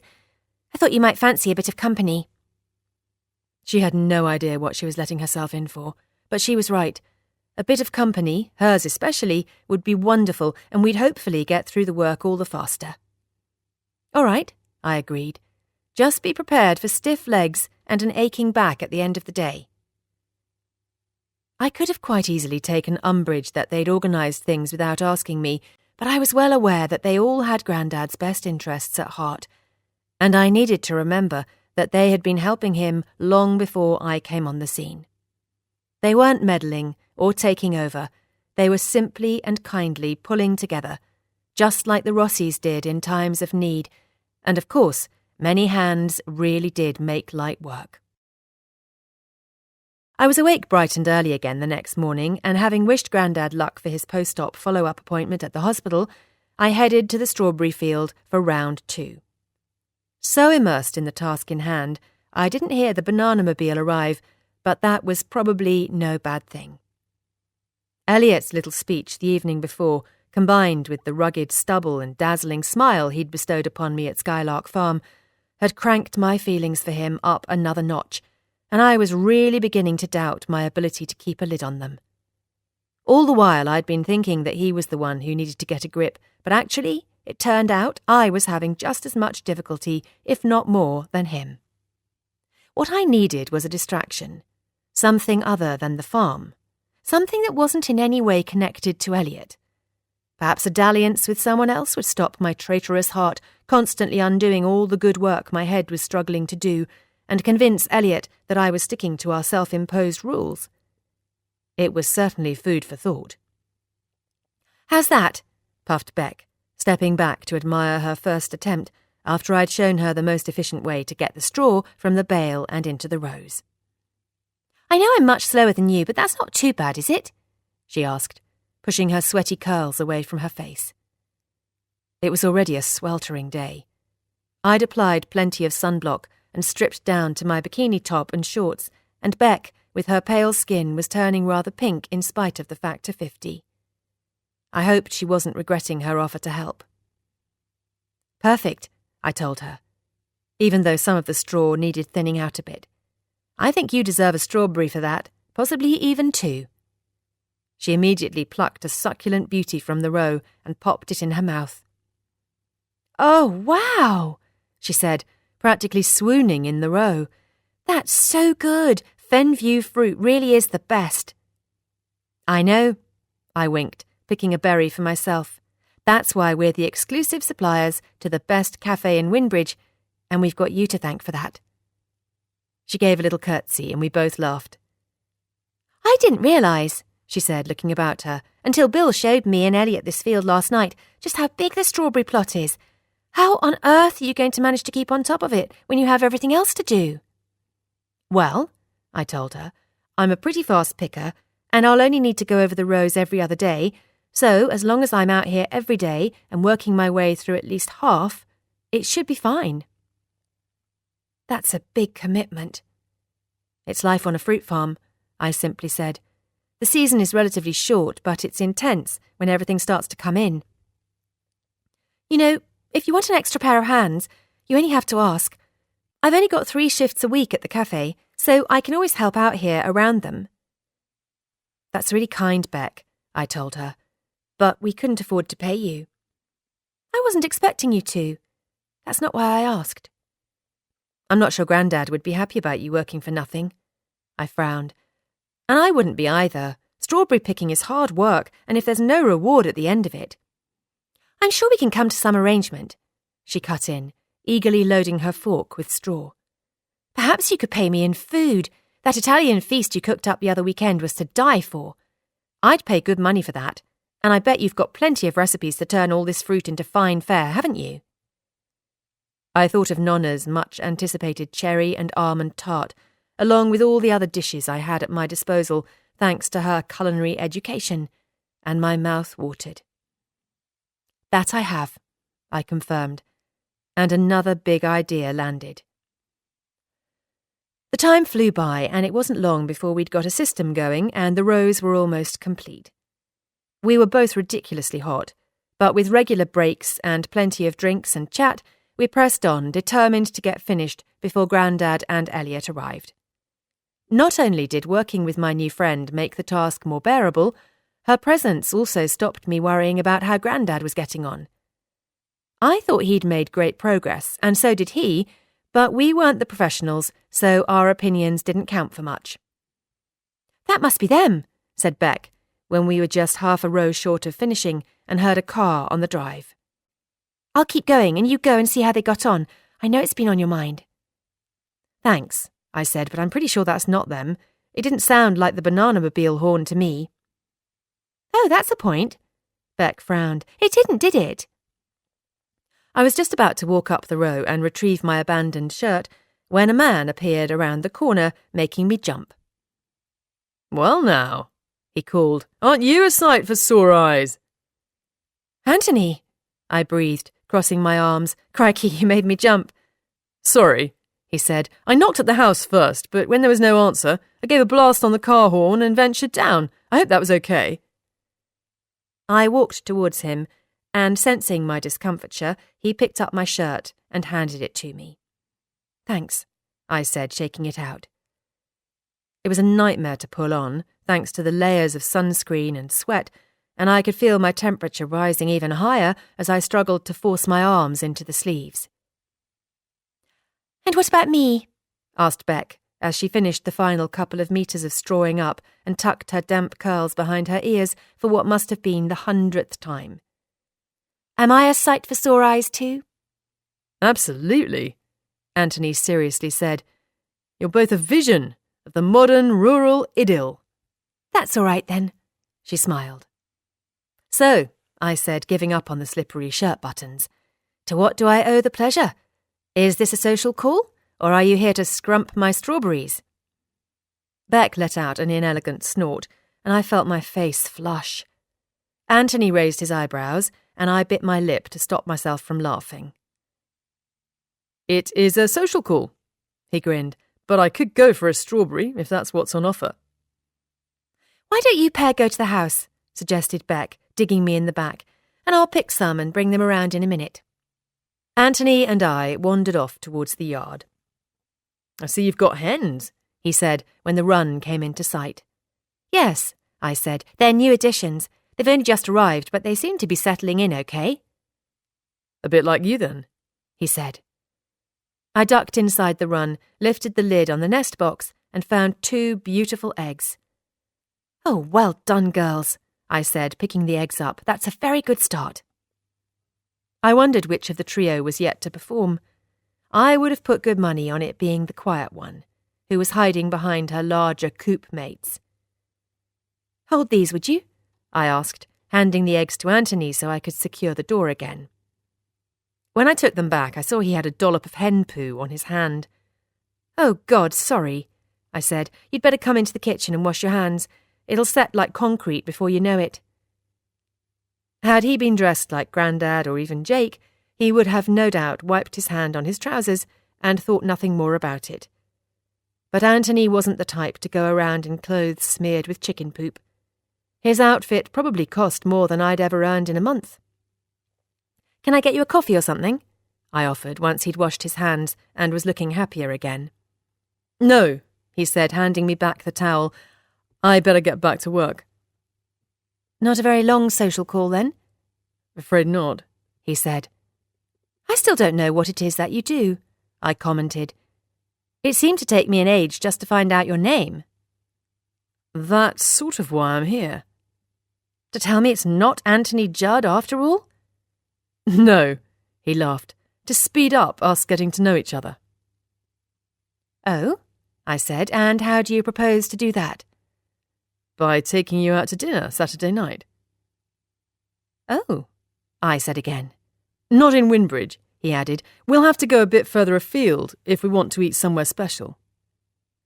I didn't think I had the right clothes to wear to eat somewhere special, but I did wonder if dining out with Anthony, no strings attached of course, might be just the sort of distraction I had been angling for when thinking about Elliot earlier. If Elliot somehow accidentally on purpose discovered that I had been out with someone else, then that would definitely help keep his feelings for me in check, wouldn't it? And in turn, mine for him too. So, said Anthony when I didn't answer, is it a date? He really wasn't my type, but that wasn't the point. His timely offer of a dinner date could serve a very useful purpose. I hoped that wasn't too sly of me to think it. For all I knew, he might have been harbouring very different intentions. I would have to make sure I kept things properly platonic between us from the off. I'll even tell you what I do for a living, and what my favourite colour is, if you like, he temptingly added. What about whether you're a cat or a dog person? I quizzed. Naturally. Whether you believe in ghosts? Yep. If you could change one thing about yourself, what it would be? All that, and a whole lot more, he promised. So, what do you say? In that case, how can I possibly resist? I grinned. I'd love to have dinner with you. We sealed the deal by exchanging mobile numbers and then tucked into the strawberries Beck had picked and taken an age to come back with. I'd really better go, he said once he'd helped polish off the lot. At least with Beck finally present, there was no opportunity for an awkward goodbye kiss. What kept you? I asked her as we waved him off. I wanted to give you a bit of time, she replied, waggling her eyebrows. Very tactful. He looked as though he was going to pass out when you sauntered up the row in that top and those low-slung shorts, she giggled. I did not saunter, I gasped. And these aren't low-slung, I added, hoisting them up. They're just a bit too big, that's all. Well, whatever, she said. He definitely liked what he saw. Given that she'd hinted that her own brother had designs on me the other night, she didn't seem all that bothered about me getting on with Anthony, which was a relief. However, if she was right about Anthony's reaction to seeing me half-dressed, then I was going to have to be mindful of any misleading flirting. I'd showered and changed by the time Elliot and Grandad got back, and so had Beck. She'd borrowed an oversized t-shirt and pair of shorts, and I was relieved to find that my muscles felt nowhere near as stiff as they had the day before. Not only had Beck done more than her share of the work, I must have also been more relaxed while I did mine. Working with her had been a total tonic, and I was grateful for her company. So, I said to Grandad, how did you get on? Absolutely fine, he proudly said. They were thrilled with the progress I've made, weren't they, Elliot? They were, his friend confirmed, that gorgeous smile that I was trying not to think about firmly in place. The consultant said you looked like a new man, didn't he? He did, said Grandad. And I feel like one too. And, he added, we've just picked up this new-fangled contraption by way of celebration. The contraption in question was a laptop. I'll come and set it up at the weekend, said Elliot, if that's all right. Saturday night? Grandad suggested. Perfect, said Elliot. It was perfect too, because Elliot would find out about my dinner date. But what on earth was I going to wear? I was already planning to pick and take the ripened strawberries to the Cherry Tree Cafe the next day, so I could have a look in town then.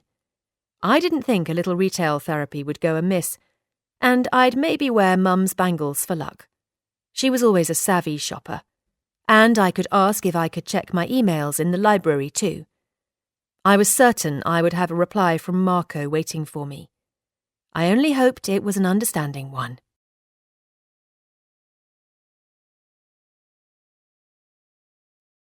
End of CD 6. CD 7.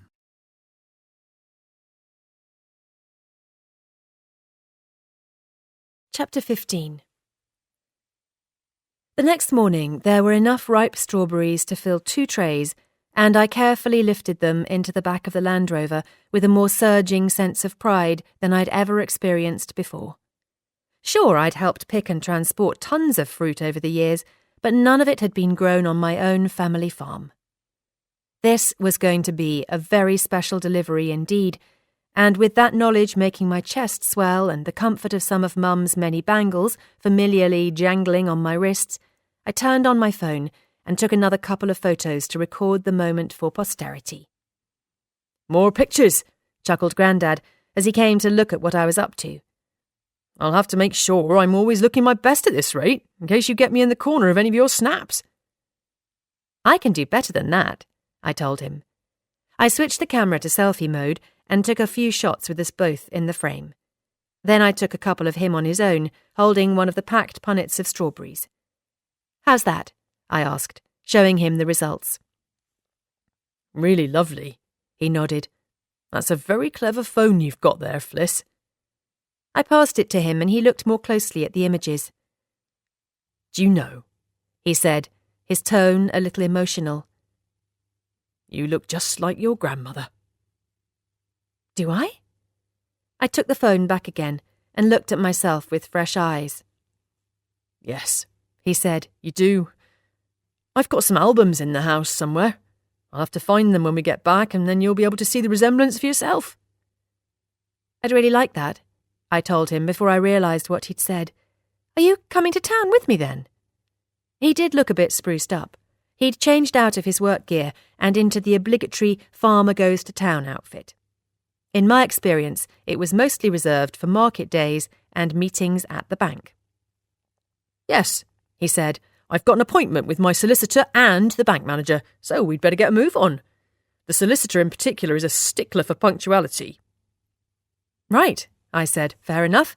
I'll just get my bag and lock up, and then we'll find a way to get you in and out of the Land Rover that Elliot would approve of." "I rather liked your apple crate idea." I rather liked it too, because by the time I'd finished in the house, Grandad had fetched one, and, having checked the strength of it by standing on it myself, he then easily stepped up and into his beloved Land Rover. I put the crate in the back with the fruit so he could get out again, and we were off. "I knew that would work," he said with a satisfied look, and I can't deny I felt rather chuffed. I parked in the space closest to Miller, Moffat and Matthews, the only solicitors in Winbridge, and arranged to meet Grandad in the same spot a couple of hours later. He would have finished at the bank by then too. I had offered to attend that appointment with him, but he said he was keeping me up his sleeve for future appointments, whatever that meant. "If I'm finished before you," he told me, "I'll go and have a coffee in the pub, so don't worry about rushing." "All right," I said, looking over at the Mermaid with its many floral baskets and tubs. "I haven't been in there yet, so I might be late on purpose, just so I have to come and find you." Grandad laughed, and I crossed the road to the cherry tree, carefully carrying the treasured trays of fruit. Gemma spotted me through the window and quickly opened the door. "Well," she said, her eyes lighting up, "this is a surprise." "I know you weren't expecting any yet," I said, following her inside and handing over the trays, "but this lot were keen to ripen, and I felt sure you'd be able to rustle something up." It was a monumental moment, and when I explained to her just how significant it was for me on a personal level, she looked quite moved. It was all I could do to stop myself from welling up too, but I managed it. Just. "In that case," she said, putting the trays down and giving me a hug, "I'll definitely make the most of them." She looked thoughtful for a moment. "Do you know," she mused, "I'm going to keep it simple to kick the season off. I'm going to advertise that we've got fresh local strawberries, naming the farm, of course, and I'm going to serve them with meringue pieces and vanilla cream. Give it an hour of chalking that on the board and I'll be inundated. I didn't doubt it. My mouth was watering and I'd already eaten my fill that morning as I was picking. Do you want me to pay you for them now? She asked. Oh, no, I said. We don't want anything for these as you didn't ask for them. Consider this lot a sort of try before you buy. She looked at the trays filled with the perfect plump fruit and shook her head. No way, she said. I'll do you a deal. Are you in town for a bit? A little while, yes. In that case, come back later and I'll give you something sweet for the weekend in lieu of cash.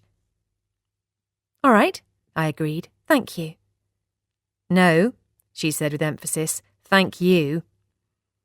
I took a couple more snaps on my phone, this time with Gemma posing instead of Grandad, and was just about to leave when a thought occurred. You don't happen to know anywhere in Winbridge where I might find a dress I could wear to go out in the evenings, do you? What's the occasion? She keenly asked. Nothing specific, I fibbed because I didn't have time to go into details. However, I was surprised and a little disappointed that Beck hadn't shared news of my imminent dinner date. If she hadn't mentioned it to Gemma, she probably hadn't talked about it at home either. I would definitely have to make sure Grandad was on the case when Elliot came to set up his laptop. But I haven't got anything smart here, and you never know, I further said to Gemma. It doesn't hurt to be prepared, does it? Exactly. I'd give Bella's boutique a try, she suggested. She has all sorts of lovely stuff. Armed with detailed directions, I left Gemma preparing her first Fenview Farm fruit delivery and went in search of Bella's. It was tucked away in a little courtyard, along with a bookshop, music shop, jewellers, and a tiny antique store. Had Gemma not told me exactly where to look, I never would have found it. I wondered if the shops ever did any business and didn't really hold out much hope for finding what I wanted. If only Elliot had talked Grandad into getting the farm web connected sooner, I could have ordered online for next day delivery. I glanced around the courtyard again. Perhaps I would have been better off going straight to the library and asking if I could log on to a computer again. I could quickly check my emails and peruse the clothing sites there. Good morning, said a woman stepping out of the boutique just as I was about to turn away. She was in her 50s and smartly dressed in a layered linen outfit with cropped grey hair and colourful statement jewellery. I'll just finish putting these out, she said, arranging some pretty planted containers and a tiny metal table and 2 chairs, and I'll be right with you. Thank you, I said, stepping around her and inside because it would have been more awkward to walk away. The shop was far larger than I expected and packed to the gunnels. As well as outfits arranged along the rails in rainbow colour formation, there were myriad accessories, shoes and scarves. It was very lovely, but I still didn't think there would be anything for me. So, said the woman as she stepped back in and closed the door, welcome to Bella's boutique. I'm Bella, and this is Princess. Princess was a pure West Highland white terrier with a pair of bright eyes and a cute button nose. She looked like a well-groomed teddy bear and had impeccable manners.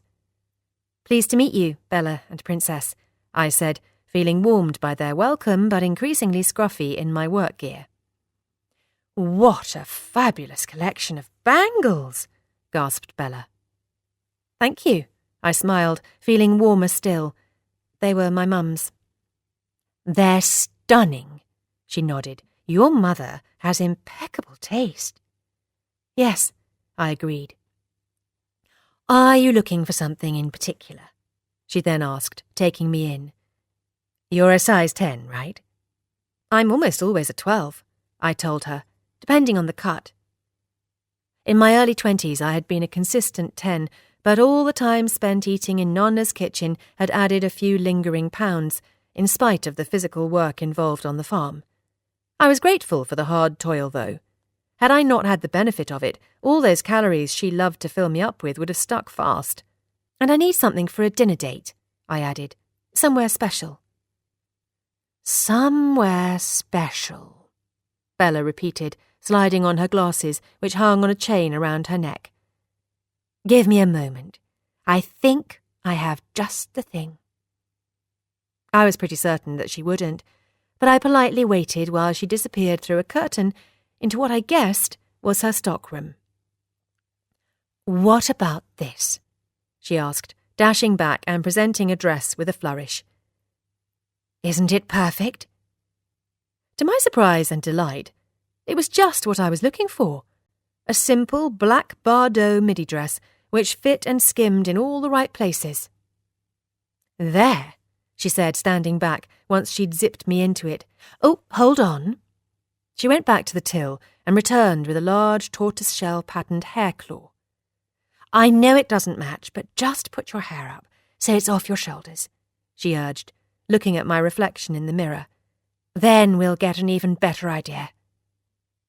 Lifting my hair further enhanced the vision, and I was amazed to see myself looking so chic. "Shoes," said Bella, whizzing off again. "Size 6, I called after her. "Funnel-heeled, platform toe with a rounded tip. I have these in black, mustard and red." The pair I slid my feet into were black. "I rather like the red," she said, "but these are probably the more sensible choice." Suddenly I didn't feel much like being sensible. "Can I try the red?" Finished with a small red clutch, I felt transformed. Gone was the girl with fruit juice-stained hands and denim cut-offs, and in her place stood someone elegant and sophisticated, still with slightly pink fingers, but even so. I wasn't sure I knew who the person looking back at me was. "A nice pair of earrings to finish it off," Bella nodded, "and you'll be all set. I can do you a deal if you take the dress, shoes and the bag. I'll give you a minute to think it over." She twitched the dressing room curtain closed, and I swished this way and that before looking at the price tags. Even with a discount, the dress was a bit out of my league. It wasn't extortionate, but as I was watching the pennies, I couldn't really justify spending quite so much on just one outfit. Feeling disappointed, I slid off the shoes and unclipped my hair. "So, what do you think?" Bella asked when I emerged dressed in my everyday clothes. "Are you going to go for it?" "I would love to," I sadly said, "but I don't think I can really afford it. I'm sorry to have wasted your time." "I haven't told you what the discount is yet." She warmly smiled. "I know," I said, "and I really appreciate you offering me one, but I'm going to have to leave it for today." "All right," she said kindly, "but it will all be here if you change your mind." I appreciated that she wasn't rankled, but I left feeling rather down in the dumps and rushed over to the library where I had to wait to speak to Grandad's friend before I could log on to a computer. I wasn't going to have time to look for anything online now, so I would either have to cancel my plans with Anthony or ask if he would be willing to dial down the special and replace it with a bar meal. I had a couple of cotton summer dresses that would pass muster in the pub. Mindful of the time, once seated, I quickly logged into my email account. Just as I'd hoped, there was a reply from Puglia, and I braced myself to read it. I hadn't even got through the first couple of sentences before I realised that my fears that the Rossi relatives would feel abandoned were entirely without merit. Marco wrote how his father and Nonna had given him a talking to after I'd gone, and once he had stopped sulking and properly taken on board the importance of me embracing my new life at Fenview Farm, he had knuckled down, got to grips with my role, and thrown himself into it. The very end of the email soon set my tears flowing. "This from Papa." Marco signed off, and Alessandro took over. "Darling Fliss, you will be delighted to read that Marco is completely committed and working diligently every day. I know it's early days, but so far, everything is running like clockwork, and even though we miss having you here, we are managing. So it's fresh starts all round. I hope that is a comfort to you and allows you to carry on with your new life, with your family, without worrying about us." I didn't have a tissue, so wiped away the silent tears which slid down my cheeks with the back of my hand, hoping no one would notice what a state I was in. The relief I felt was immense, and I was in no way prepared for the wave of emotion it unleashed. Again, I wished the internet had been connected at the farm earlier, so I could have sobbed in private. I sniffed hard and blinked, trying to compose myself, but I couldn't seem to stop, and reading on didn't help at all. And before you are feeling completely redundant, our dear Fleece, both Marco and I know only too well that we wouldn't be managing at all if you hadn't done such an amazing job in setting everything up. You have established something wonderful and unique for Nonna and us to carry on with, and for our guests to enjoy. We will always be grateful for the wonderful legacy you have left us. More tears fell as I clicked on the attachment, and an image of Nonna, Alessandro, and Marco standing together and smiling out at me filled the screen. They were in the orchard, under the very tree where I had read Mum's life-changing letter. I wondered if Marco had remembered the significance of the spot, or if it was just a coincidence. Without meaning to, I let out a little sob. "Fliss," said a voice behind me, and a whole bundle of tissues appeared over my shoulder. "Take these." I quickly grasped them and noisily blew my nose. "Thank you," I croaked, turning to find Elliot, of all people, standing right behind me. "Oh, Fliss," he said again, having taken in the state of my face. "What on earth's happened?" He dragged over a chair and sat beside me, shielding me from the curious looks of the other library users. "Nothing bad," I said, shaking my head. "Well, thank goodness for that," he smiled. "Although if this is how you react to good news—" I found my lips curving into a smile. I supposed my reaction was a bit extreme, but I couldn't have lessened it if I'd tried. "This is the Rossis," I said, nodding at the screen, "who I lived with in Puglia. My darling Nonna, her son Alessandro, and grandson Marco." Elliot leant further in. "No wonder you're crying," he tutted. "Fancy leaving behind a hunk like that." "Don't be silly," I said, beginning to feel better. "Marco's like a brother to me. Or did you mean Alessandro?" Elliot looked relieved that I had made a joke. "The silver fox, of course," he grinned. "Seriously, though, don't let Beck see this. Marco is just her type." "Is he?" I asked, looking at the screen with fresh eyes. "She'd fall into a dead faint if she caught sight of him." I mopped up the last of my tears, wiping away the final traces of mascara, and shut down the email. "Feeling better now?" Elliot asked. "Yes," I said. "Sorry." "Don't apologise," he said, wheeling his chair closer still and putting an arm around my shoulders. "I can't even begin to imagine how you're managing to cope so well with everything you've got going on in your life right now, Fliss." "It has been a bit full on recently," I conceded. "A bit," he smiled. "All right, more than a bit." "And you know I'd do anything I could to help you, don't you?" He leant in and softly kissed my cheek, and I felt my heart start to clamour. If I turned my face just the slightest bit, our lips would be just millimetres apart.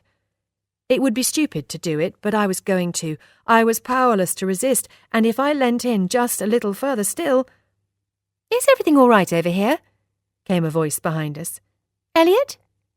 "Yes," he said, clearing his throat, backing his chair away, and taking his luscious soft lips with him. "Thank you, Miriam. Everything's fine." Everything was not fine, thanks to Miriam's interruption.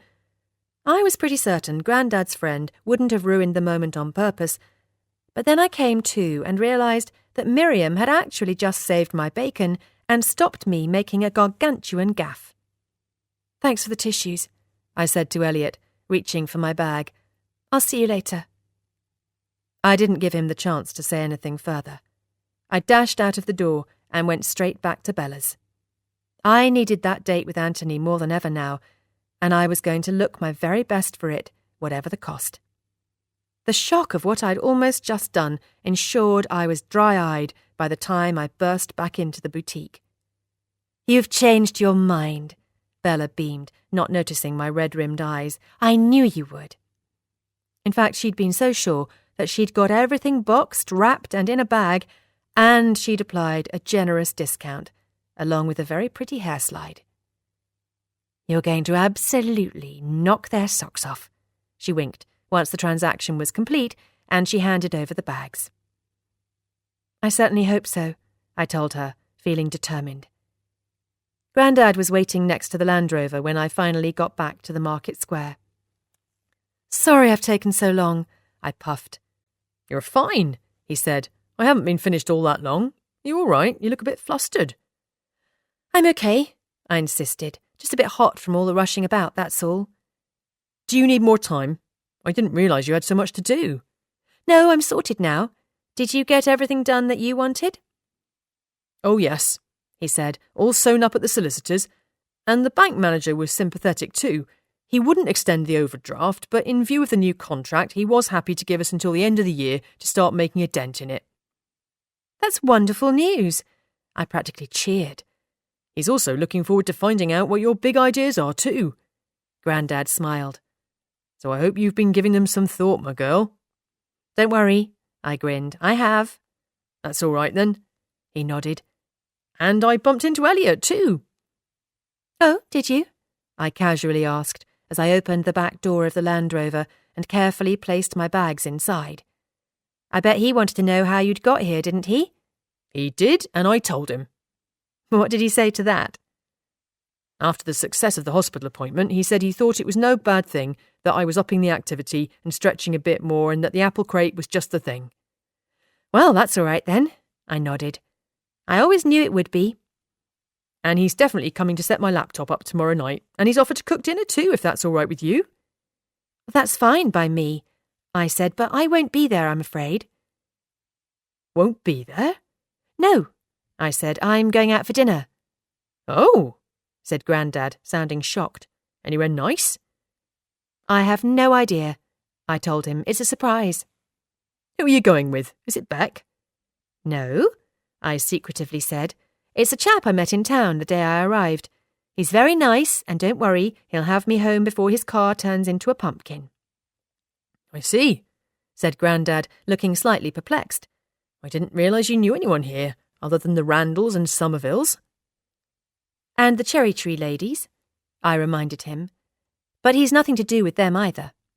"Right." "Now," I said, thinking I'd given him more than enough intriguing information to let Elliot know I had intentions elsewhere. "Do you want to go to the pub?" "Not now," he said, wincing as he eased himself up and into the Land Rover. "I just want to get home if that's all right." He did look tired. "Of course," I said, picking up the crate. "You sit tight while I run over to the Cherry Tree. Gemma's promised us something sweet for the weekend." "How did she like the strawberries?" "She was thrilled with them," I told him, with another grin. "But then she would be, wouldn't she? You can't beat any of the fruit from Fenview Farm." "That you can't," he smiled back. Chapter 16.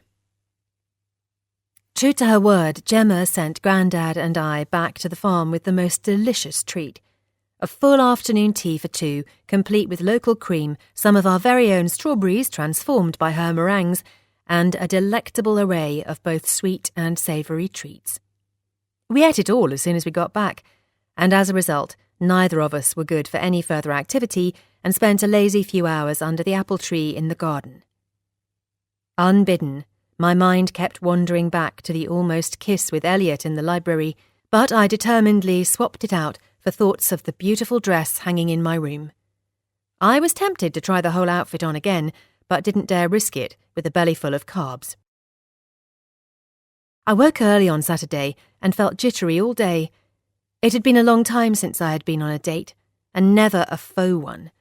And the fact that this one required a certain amount of preparation and smart new clothes made it all the more nerve-wracking.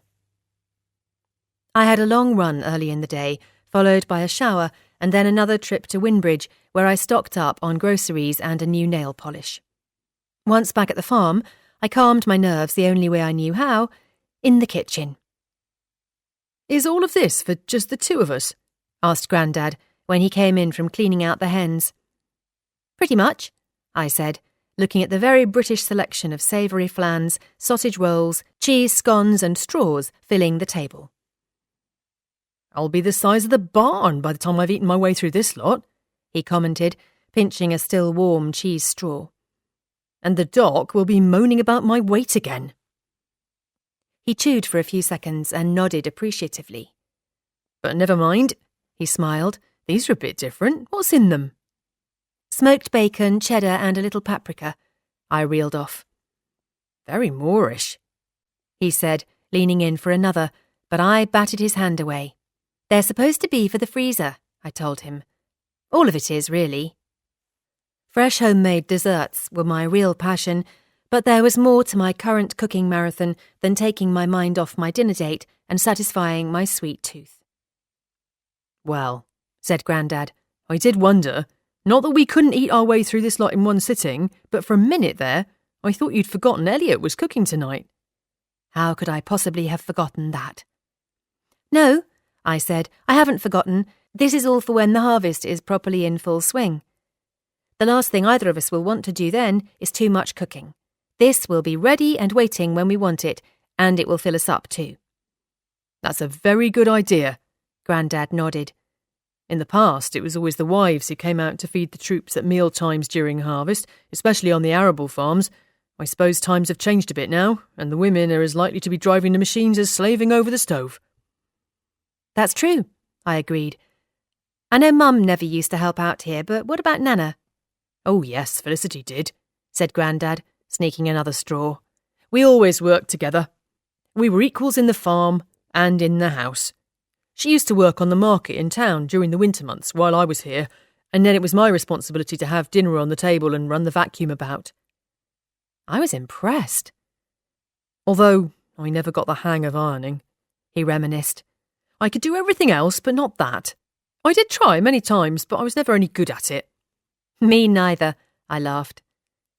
While I bagged and labelled everything for the freezer, cutting the flans into meal-sized portions so we wouldn't be defrosting them whole and then eating them for days on end, Grandad sought out the photo albums he had mentioned the day before. By the time I needed to start getting ready, I felt as though I had been whizzed through an emotional spin cycle. There were albums going as far back as my great-grandparents, and it was wonderful to have the visual blanks finally filled in. "You're right, Grandad," I said, picking out a photo of my namesake. "Even I can see it. In spite of my different colouring, I do look like her, don't I?" "Yes," said Grandad. "You can keep that one out if you like." "I'd rather have this one," I said, swapping it for another. It was of him and Nana on their wedding day, standing outside a church in Winbridge, flanked by their respective parents. "Look at this one of your mother," chuckled Grandad as he turned a page. "It wasn't even all that cold." The snap was of Mum standing in the yard I now knew so well, in the snow. She looked as though she was wrapped in 100 layers and had the biggest scowl on her face. "How old is she there?" I asked. 7 or 8, I reckon," Grandad tutted. "And she didn't build that snowman. She just stood there looking miserable and moaning to come back indoors while I did it." Given her obvious aversion to the cold, it's no wonder we only ever visited the UK in the summer. For the rest of the year, she always opted for far sunnier climes. I helped put the albums away, and felt another connecting layer adhering itself to the one I'd already established since I arrived.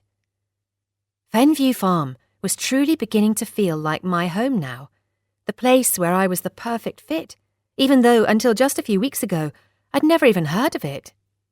"You'll have to show me more of the photos on your phone," said Grandad as he pulled me to my feet and I closed the sideboard door. "Although I dare say you haven't got any pictures of when you were little on it, have you?" It was then I realised that Grandad had just as many blanks to fill in as I did. "No," I said. "Afraid not. But I have lots of Italy. I'd love to show you those." Having looked at the photo Marco had sent, it felt all the more important that I should incorporate the Rossi family into my life at Fenview.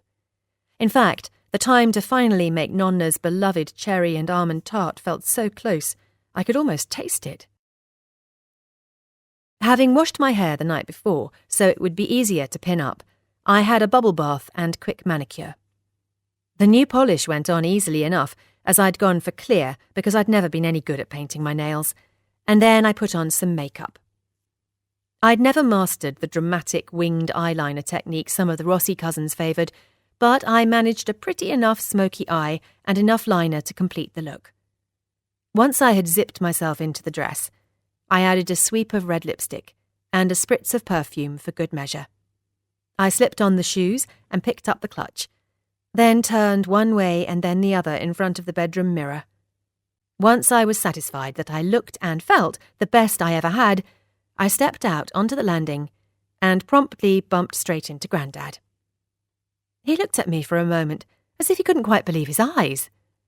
"My goodness me," he gasped. "I hardly recognised you, Fliss." "I hardly recognise myself," I laughed. "You always look beautiful," he kindly said. "You have the brown genes, after all. But I'm used to seeing you in your work gear." "I'd better give you a twirl, then," I said, turning on the spot.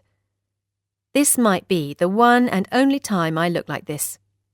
"You look stunning," he said once I'd finished. "But there's something missing. Come with me." I followed him into his room, where he opened the dressing table drawer and took out a jewellery box. He set it down on the bed and beckoned me over. "These," he said, presenting me with a small velvet box, "belonged to your great-grandmother. Your mum's gran, that is. They were a ruby wedding present from your great-grandfather. Felicity never wore them." He sighed. "She was saving them for our ruby wedding, but of course she sadly wasn't here for that." I sat on the bed, took the box, and carefully opened it. Nestled inside, on pale pink silk, were 2 round ruby studs surrounded by diamonds. "Oh my goodness," I gulped as the overhead light caught them and they sparkled, sending myriad patterns dancing around the walls. "They're exquisite. Are they real?" "Of course," Grandad smiled. "And they'll go perfectly with your outfit." I felt my phone suddenly vibrate in my bag, which was on the bed next to me. It was a shock because it had never gone off in the house before, but in view of the conversation Grandad and I were having, I ignored it. "They would look amazing," I agreed, imagining the look and feel of them as I tried to hand the box back to Grandad, "but I can't possibly wear them." "Of course you can," he insisted, putting his hands behind his back. "Besides, they're yours now, and I don't hold any truck with saving things for best. Not any more, not since I lost your grandmother and now your mum. For all we know, this right now, this very moment might be the best we've been waiting for or that we'll get." His words caused a lump to form in my throat. I looked at the earrings again. Having lost Mum at such a young age, I sadly understood exactly what he meant. One day I wouldn't have any more tomorrows, so what was the point in holding out? From now on, if an opportunity presented itself, I was going to take it, or in this case, wear it. My phone buzzed again. "Almost everything in this box belongs to you now," said Grandad, picking up a sophisticated-looking watch. "That, in part, was what I went to talk to my solicitor about." "I don't know what to say," I swallowed. "You don't have to say anything. But get those earrings on, quick," he urged. "That's probably your date who keeps making your phone go off. You don't want to keep him waiting, do you?" "No," I said, my hands shaking as I put the earrings in. "There," said Grandad, looking from one ear to the other. "Just the ticket." I leant forward and looked in the dressing table mirror. He was right. They did look wonderful. "What if I lose them?" I nervously asked. "You won't lose them," Grandad tutted. "Well, what about you?" I asked. "Are you going to wear that watch?" "Not today," he said, turning it over. "But at some point, I certainly intend to." "Is it a Rolex?" I asked. It looked very old, but in wonderful condition. "Yes," he said, "passed down from brown father to son, and worth a pretty penny, so I've been told. I know I just said we shouldn't save things for best, but you wouldn't catch me picking fruit with this on my wrist." "In that case, don't you think it should be somewhere a bit more secure than your dressing table drawer?" This is where it has always been kept, he said. Now look lively or you'll be late. Are you not coming down? I asked, picking up my bag. What time's Elliot getting here? He'll be a little while yet. It was a shame he wasn't going to arrive in time to see me leave. Seeing me step out, as Nonna always said, with another man, would show him that I was every bit as capable as him at keeping my feelings in check. You have a lovely evening and I'll see you later, Grandad kindly said. I'm going to get showered, so lock the door and put the key back through the letterbox for me, would you? There's a love. I kissed him lightly on the cheek so as not to leave a lipstick mark. Thank you, I said, touching the rubies again. Don't keep fiddling with them, he scolded. Otherwise you will lose them. I locked the farmhouse door and posted the key back through as Grandad had requested, and then checked my phone. There was a voicemail message from Anthony apologising that he might be a few minutes late. I sat under the apple tree, wondering if Elliot might actually arrive first, but it was Anthony's Audi which swung into the yard. When he spotted me, he yanked off his sunglasses and jumped out of the car. For a second, he didn't say anything, but the expression on his face more than justified the amount of money I'd spent on my outfit. It was a shame he was the only guy who was going to see it. Wow, he said, sounding a little dazed, before walking over and kissing my cheek. He smelt divine, but there were no fluttery tummy fireworks, like when Elliot was in such close proximity. You look absolutely beautiful, Fliss. You don't scrub up so bad yourself, I smiled, although, of course, he always looked smart, so his transformation was nowhere near as surprising as mine. What, this old thing? He joked as we walked over to the car. He opened the passenger door, and I sat on the edge of the seat before swinging my legs in. It felt completely alien, trying to embrace a touch of elegance. I had no hope of keeping it up all evening.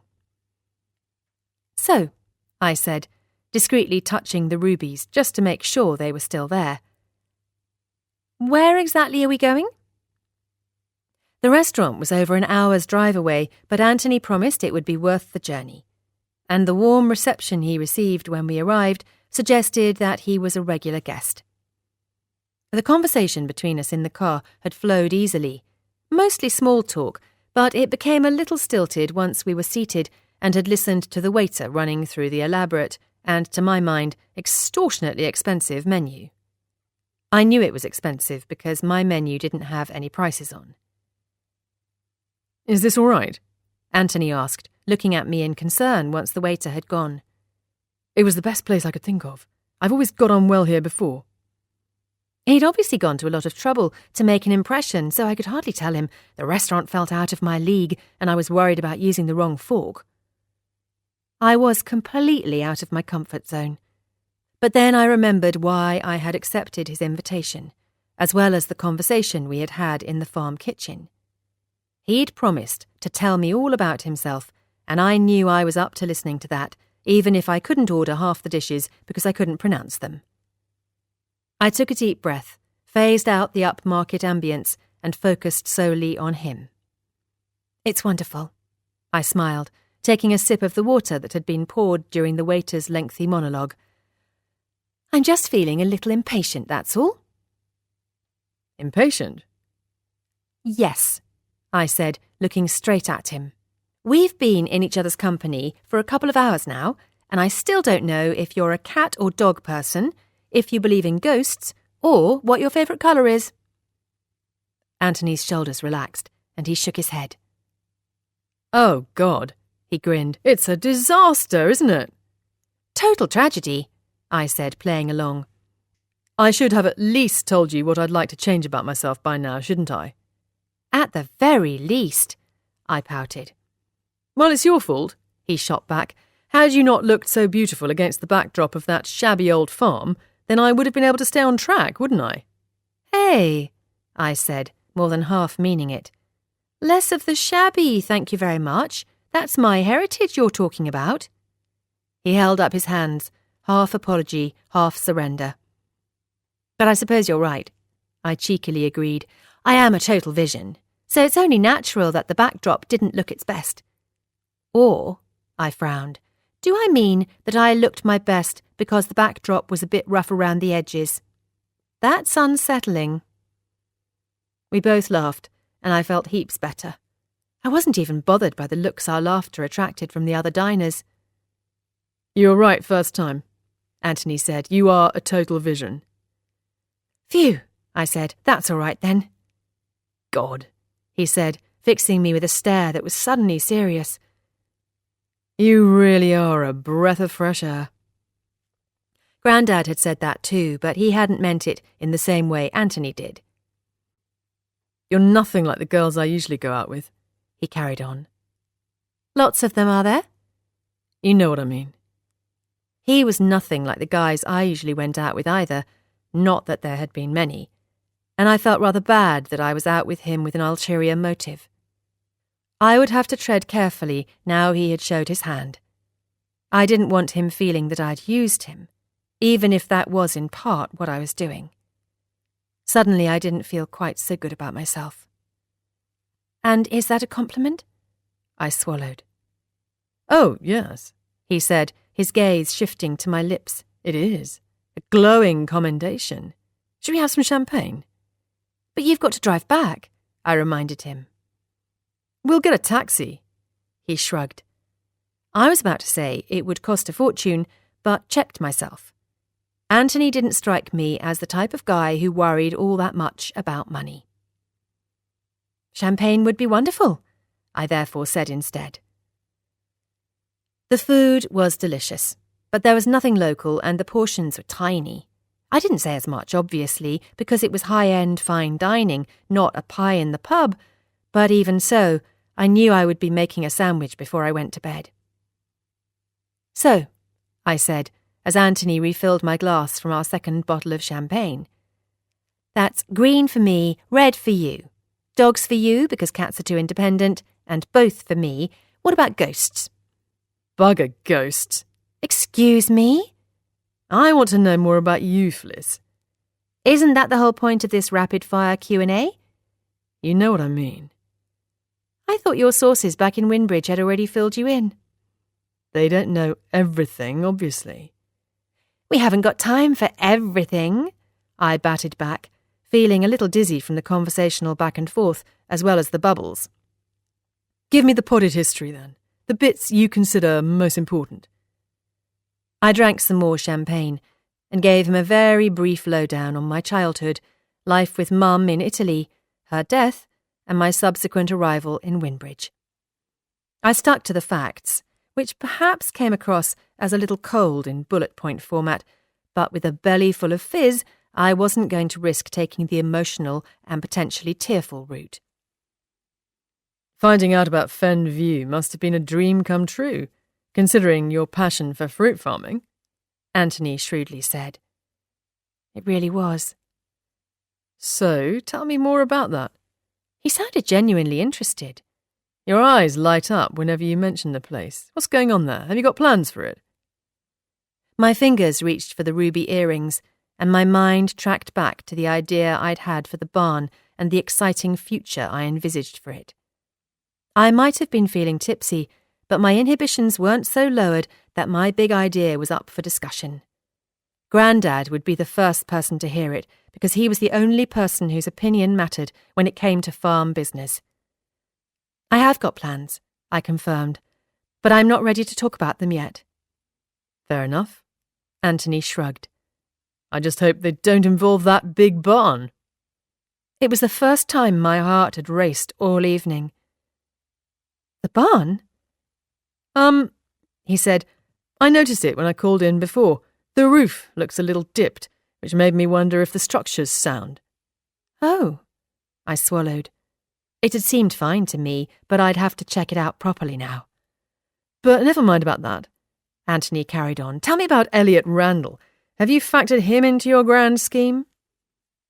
"Elliot?" I asked, puzzled. I hadn't even realised he would know who Elliot was. "No, should I have done?" Anthony sat back in his chair and let out a long breath, then sat forward again and steepled his hands. His change of demeanour didn't strike confidence, and I wondered what on earth he was going to say. Given the circumstances, he said, I think you probably should. What circumstances? I frowned. I hoped he wasn't someone else who'd got wind of mine and Elliot's mutual attraction. Surely he would have realised that if I felt something for Elliot, then I wouldn't be sitting opposite him in the swankiest restaurant in the county. That said, that was exactly what I was doing, wasn't it? However, that wasn't what he was getting at all. You have heard the rumours about him, haven't you? Anthony asked, with something akin to relish, and I felt the colour drain out of my world. Chapter 17. Seeing the look on my face, Anthony apologised immediately and said it really wasn't his place to say anything, but I couldn't possibly let him get away with that. It's probably all bullshit, he backtracked, looking flustered. Idle town gossip. That's as may be, I said, sitting up straighter, but tell me what it is and then I can decide for myself. The abundance of bubbles was suddenly making me feel nauseous rather than relaxed, and I set my glass down and pushed it away. As far as I was concerned, Elliot Randall was the perfect man. And I knew Grandad felt the same way too. Not for the same reasons, obviously, but he was the best friend and closest confidant my grandfather had. All right. Anthony eventually caved. He didn't look anything like as happy as he had before. I'll tell you, but you have to promise to remember that this is all hearsay, okay? Promise? I promise, I said, remembering one of Nonna's favourite maxims, there's no smoke without fire. That saying was never far from her lips, usually when word had reached her that Marco had been up to mischief with the neighbouring farmer's daughter in the olive grove, again, and he was hotly denying it. I hoped I wasn't about to find myself capable of applying the same aphorism to Elliot. Anthony ran a hand through his hair, which fell neatly back into place, and I immediately thought of Elliot's hair, which never laid right when he'd been on his bike, and how he didn't care at all. I would have been hard pushed to find two more different men anywhere on the planet. Okay, Anthony began. Well, it was the arrival of the bike that first got folk talking. The Ducati? Yes. How much would you say a bike like that would set you back? I puffed out my cheeks and thought about the catalogues and price lists Marco used to leave lying about. I did a quick mental calculation, exchanging euros for pound sterling. Depending on the model, but brand new, somewhere between 15 and 35,000, I would think. Anthony whistled under his breath. 35,000? Jeez. That's top of the range, I pointed out. I don't know where the bike that Elliot rides fits on that scale. How do you know about the prices, though? Anthony asked. I wouldn't have had a clue. I have a Ducati-obsessed friend, I said. Besides Elliot, I mean. Fair enough. I don't see how Elliot buying a motorbike could be cause for gossip. I shrugged. Anthony leant further forward. You don't think it's a bit strange that a guy who still lives at home with his mother and sister and who cares for old folk for a living could afford a machine like that? Not really, I said. Plenty of people have finance. He's probably making payments. Living with Louise must be cheaper than living alone, so he could afford to do that. But what if it's all paid for? How do you know it is? I don't, Anthony admitted, sitting back again, but let's pretend we do and it is. Okay, I said. Well, maybe he had a win on the lottery. Not likely. Inherited some money then? Bingo, said Anthony. That's more like it. Well, sort of. How can you sort of inherit some money? If an elderly woman you're looking after dies and she leaves you a lump sum in her will. Well, there's no law against that, is there? I snapped, not at all liking the libelous insinuation this obviously nasty rumour was gearing up to infer. If the person named in the will had undue influence over the person who died, then there most likely is, Anthony expanded. If the person in the position of trust made themselves indispensable and made the other person feel beholden to them— So, that's what this rumour amounts to, is it? I interrupted, narrowing my eyes, that Elliot looked after this woman with a view to getting his hands on her estate? Who on earth could possibly think that? Certainly none of the people I'd come across in Winbridge or the surrounding countryside. Granted, my social circle might have been somewhat limited, but it didn't alter the fact that what Anthony was saying was absurd. From what I've heard, yes, he confirmed. I shook my head, rolled my eyes, and reached for my glass again. The look on Anthony's face suggested that wasn't the reaction he had been expecting. You're not at all concerned about that? He asked. Given this guy's closeness to your granddad, you're not at all troubled? You just told me, I swiftly reminded him, to promise you that I would remember that this is just a rumour. Idletown gossip and hearsay were your exact words. But even so— No, I said, cutting him off. This is ridiculous, Anthony. Elliot's loved by absolutely everyone. I felt my face flush a little when I said that. I might not have been in the area long, but I've never heard or seen anything to back this nastiness up. We sat in silence for a minute or two then. I finished my champagne, and Anthony ground his teeth. He looked more than a little put out that I had dismissed him so adamantly. I only mentioned it out of concern for your grandfather, he eventually said. I'm sure you had the best of intentions, I responded, although actually I wasn't all that convinced he had. It's just that Elliot's always had an eye for things that don't belong to him, he then carried on, encouraged by my comment. He was cautioned for shoplifting when we were at school, and having heard the rumour, I've been wondering if he might have moved on to bigger things than aftershave and PlayStation games. Are you suggesting that he's got his eye on inheriting Fenview Farm?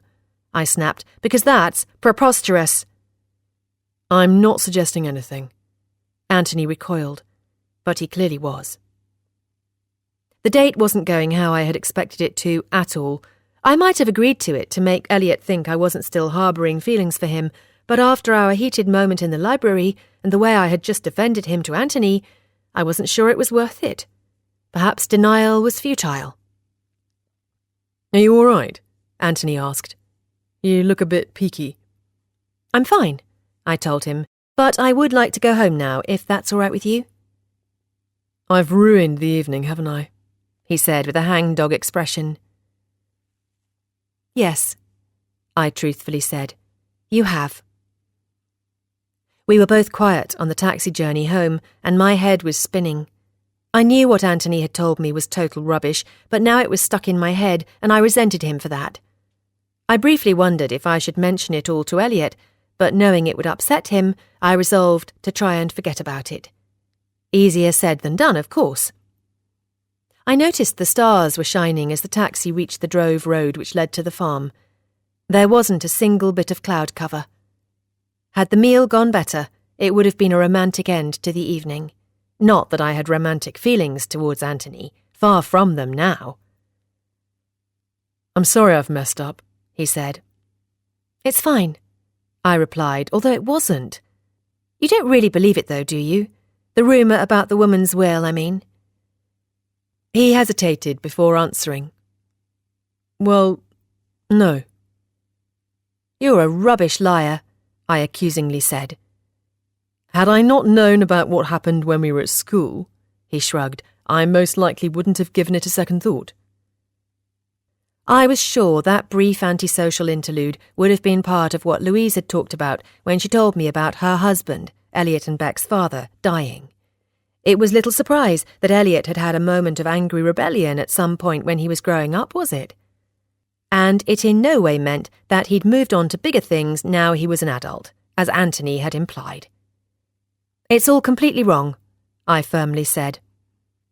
I sincerely hope so. Anthony nodded. Can you stop here, please?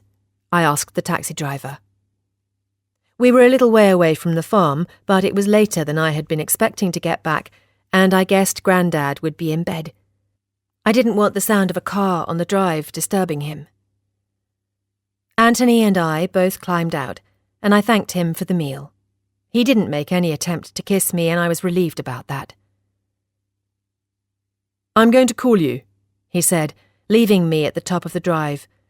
Very soon, and we're going to go out again, and I'm going to make amends for the balls-up I've made of tonight. Right, I said, refusing to say anything which might salve his conscience. Good night, Anthony. As I reached the back door, aided by the torch on my phone, I heard the taxi pull away and realised that I had no way of getting in. I had posted the house key through the letterbox before I left.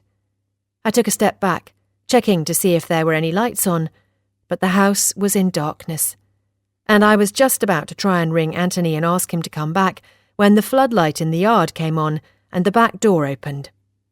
"Elliot!" I gasped. "Come in quick," he said, "and I'll turn the light off again." I hadn't noticed the bike anywhere, so he was the last person I expected to see. I had assumed he would have been long gone, and I would have had the chance to shrug what Anthony had said off before we talked again. At least now he got to see me all dressed up for my date, though. That said, all of a sudden, and in the grand scheme of things, it didn't matter anywhere near as much as it had before. "Why are you still here?" I whispered. "Is everything all right with Grandad? I thought you'd be gone by now." "He's in bed," Elliot quietly said. "He was shattered, so I said I'd wait for you, as you hadn't got a key."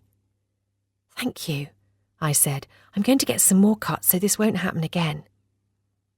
"Are you likely to stay out this late again, then?" he asked, his brow furrowed. "I might," I said, biting my lip. "Well," he said, taking me in. "I'm not surprised your date was a success. You look gorgeous. Completely different to how you usually look." "Thanks." "Not that you don't usually look good," he said, running a hand through his hair. "But whoever had the pleasure of your company tonight was very lucky indeed." He sounded a bit put out, and I should have been pleased that he'd got the message that I'd moved on. My master plan was bearing fruit, but the taste it left in my mouth was surprisingly bitter. "Thank you," I said again, turning away to take a glass out of the cupboard. I just wanted the evening to be over now. My feet were throbbing and my body wanted to be free of the confines of the dress and back in its familiar and much looser loungewear. "Oh, and before I forget," Elliot then said, "Miriam from the library asked me to give you these." I really didn't want to be reminded of the library. "What are they?" "A couple of leaflets about opening times and clubs and things, I think." He held them out and I felt my face flush as I took them. "You left in such a hurry that she didn't get the chance to give them to you herself," he unnecessarily pointed out. "I didn't want to keep Grandad waiting," I told him, putting the leaflets on the table and draining the glass I'd filled to avoid having to look at him. And I still had things to do. I rinsed the glass out and put it on the drainer. "I'll get off then," Elliot said. "All right," I said, moving to open the door. "Thanks for waiting for me to get back. I didn't much fancy having to sleep in the barn with the cat." Now I knew he was leaving, it was easier to talk. "I'll see you later." He smiled, looking a little sad. For a moment I thought he was going to say something else, but he didn't. "Night," I brightly called after him. "See you soon." I quickly locked the door and leaned back against it, gratefully slipping off my shoes and wishing that I really did have as tight a control of my feelings for him as I had just convinced him I had.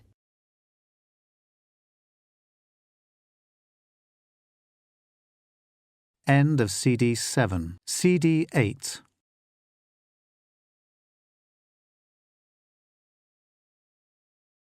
Chapter 18.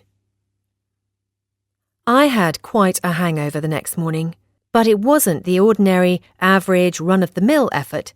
This descended not only as a result of the 2 bottles of champagne Anthony and I had emptied, but also because of the emotional wringer that I'd been squeezed through before, during, and after drinking them. A morning spent baking in a hot kitchen was tiring enough, but then there had been the photograph albums, the gift of the beautiful earrings from Grandad, the ulterior motive surrounding my first date in ages, the indigestible rumour about Elliot, and the awkward exchange with the man himself, which topped the 24 hours off. It was no wonder I was feeling below par. It had been one hell of a day. I had my fingers crossed that my plans for Sunday would buck me up a bit. If they went according to plan, they should totally restore my zip and zeal and give Grandad a hefty dollop too. "Afternoon," smiled Grandad when I ventured down to the kitchen just after 8. "Good night, was it?" It was interesting, I told him as I rifled through the medicine cupboard for painkillers. It didn't end quite how I thought it might, but it was okay. Grandad narrowed his eyes. "I don't like the sound of that," he frowned. "You got home all right, didn't you?" "Oh, yes," I said, quickly quashing his concern. "All safe and sound." "That's all right then," he said, sounding relieved. "Are you ready for a bit of breakfast? I was just about to scramble some eggs." "That would be lovely." I gingerly nodded. "But first I want to give you these back." I put the box containing the ruby earrings on the table. "I don't mean forever. Just for safekeeping. I'd feel better if they were with the other pieces in your room, with the watch and everything, where they've always been. I haven't got anywhere like that to keep them."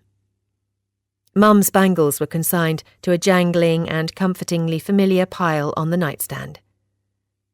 "That's a good idea," Grandad agreed. "Did you enjoy wearing them?" "I did, but it took me ages to stop checking them. They're beautiful, and the family history makes them even more precious, so I was terrified of losing them." Grandad smiled, and I wished the farm had a safe or something, somewhere we could keep the contents of the box properly locked away. "I can understand that," he said. "I feel the same about the watch." "But you did tell me yesterday that we shouldn't save things for best," I reminded him. "Don't you ever wear it?" "I haven't been anywhere in a long time that's warranted putting it on." That didn't surprise me. As he'd already said, it wasn't an appropriate timepiece to wear while picking fruit or convalescing, and from what I understood, he hadn't recently done much else. "Be a love," he said. "You go and put the earrings away while I get on with the eggs. It would save me having to negotiate the stairs again." "I thought you were supposed to be moving a bit more," I pointed out. "I've been moving all morning," he tutted. "I had to walk across the yard to let the hens out and collect the eggs because you were in bed sleeping the day away." Given that it was still much nearer 8 than past, I thought that was slightly unfair. But when you were used to getting up with the sun in the summer, I supposed my later-than-usual appearance did appear a bit lackadaisical. After breakfast, during which we agreed that next time I was in town I should get another couple of sets of farm keys cut, I got ready to head outside.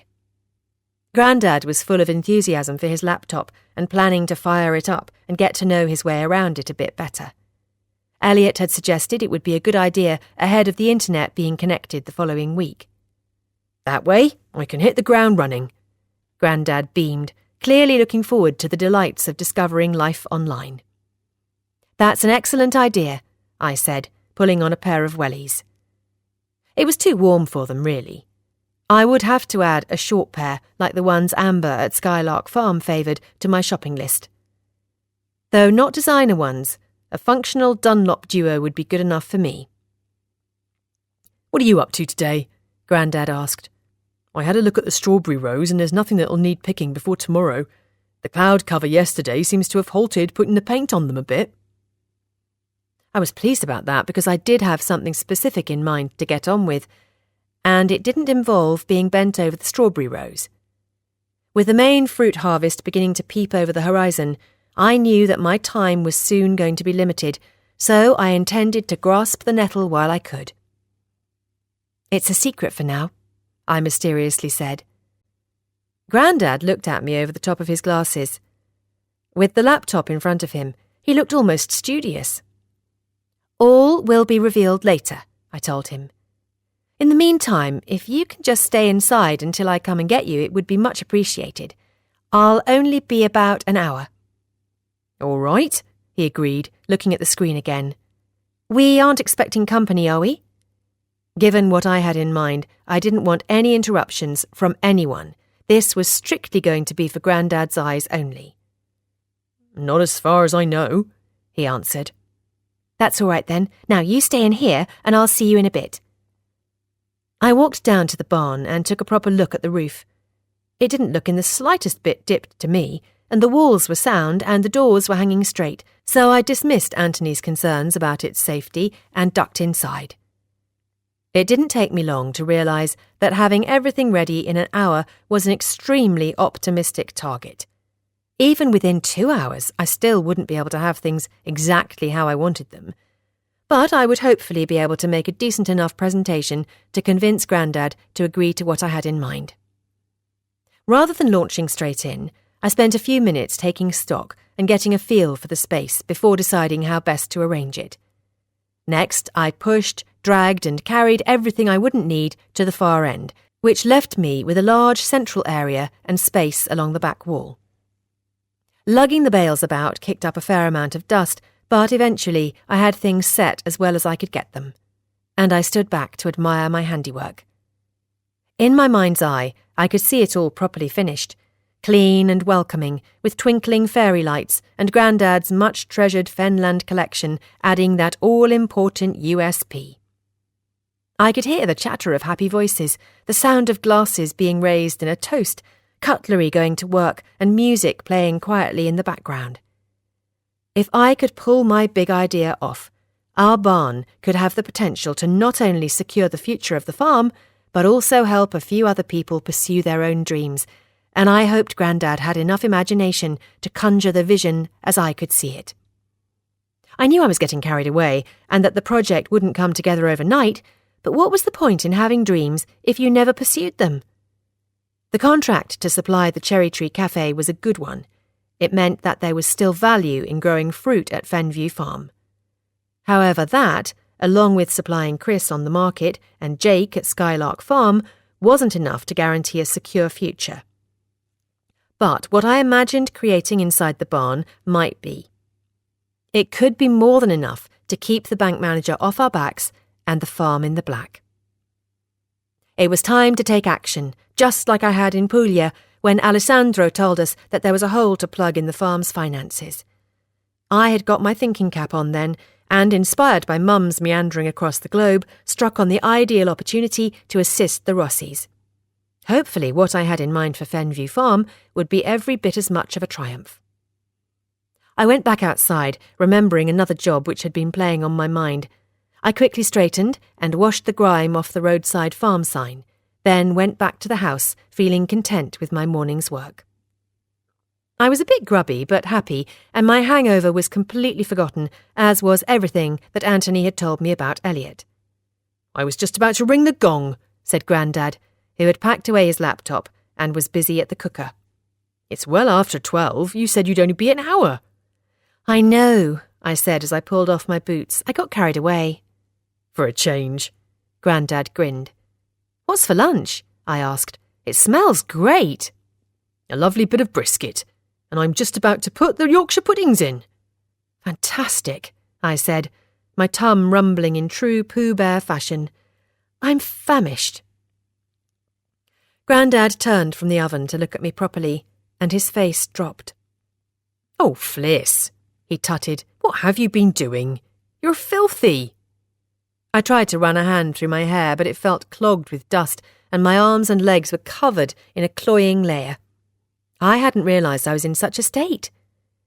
"Don't answer that," said Grandad, scolding me as if I was a child who had been making mud pies and stirring puddles with sticks. "Just go and get showered."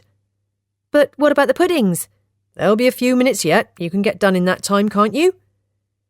With the promise of a fully laden roast, I was washed, dressed in clean clothes and back downstairs in no time. Grandad piled our plates high, and as it was a little cooler, we ate inside, but with the back door open. "How did you get on with the laptop?" I asked Grandad as I spooned more broad beans and white sauce onto my plate. "Fine," he said, "I think. I wrote a letter using the word thingy just for practice, but I'm not sure if I saved it or not." "I didn't know you could type." I realised there were a lot of things I didn't know about him. I could most likely spend the rest of my life at Fenview Farm and still discover something new every day. It was an exciting rather than demoralising thought, and made me more determined than ever to squeeze the most out of each and every day. I had almost 30 years to make up for after all. I can't, Grandad laughed. It was a very short letter. As he'd prepped and cooked, I cleared, washed and put away. It didn't take all that long, but every extra minute in the house gave the dust more opportunity to settle in the barn. As we'd eaten, I'd had another idea I wanted to complete before the grand reveal, so I mentally rescheduled showing it all to Grandad until tea time. "What are you doing this afternoon?" I asked him, as I threw the damp tea towel into the washing machine. "Finding out what you've been up to this morning, I hope," he said. "I could just do with a few more minutes, if that's all right." "In that case," he said, "I'll shift snoozing in my chair to top of the agenda. I want to be properly rested to help with the harvest. Last year was a disaster for my mental health, having to watch Jake and Chris do all the donkey work, but this year, with the new contract and the new hip, I'm feeling more like my old self and looking forward to getting stuck in again." "Oh, right," I said, pretending to huff. And there was me thinking that my arrival was the reason behind the upturn in your well-being. Grandad shook his head.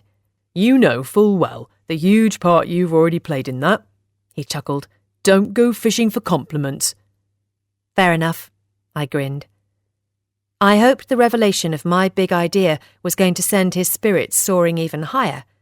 If he was on board, and if he agreed to let me invest my savings in the project, then the farm could be facing a dazzlingly bright future, and his mental health would be fully restored. It was a thrilling prospect. With Grandad softly snoring and the television babbling in the background, I got together everything I needed to complete my presentation. Just as I had hoped, the dust had settled, and with the addition of a cloth on the makeshift table, rugs and cushions on the bales, and fresh flowers in rinsed-out jars, the barn looked a treat. I set out the crockery and cutlery, but left the food for our afternoon tea in the cool box, just in case the cat took a fancy to it, and then went back to the house. "Time for a cuppa?" I asked Grandad, who had just woken up. "Is it that time already?" "It's gone 4:30. "It never is." "It is."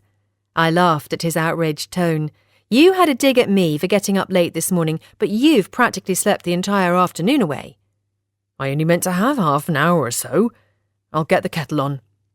"The tea's made," I told him, "but we're not having it in the house. Come with me."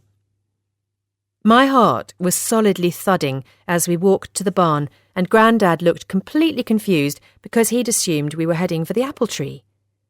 I'd left the barn doors wide open, a bale holding each back, and the light streamed in, picking out the few motes which still refused to settle. "What's all this?" Grandad frowned. His gaze tracked from the pretty impoverished eating area to the makeshift display of some of his collection. "What have you been up to, Fliss?"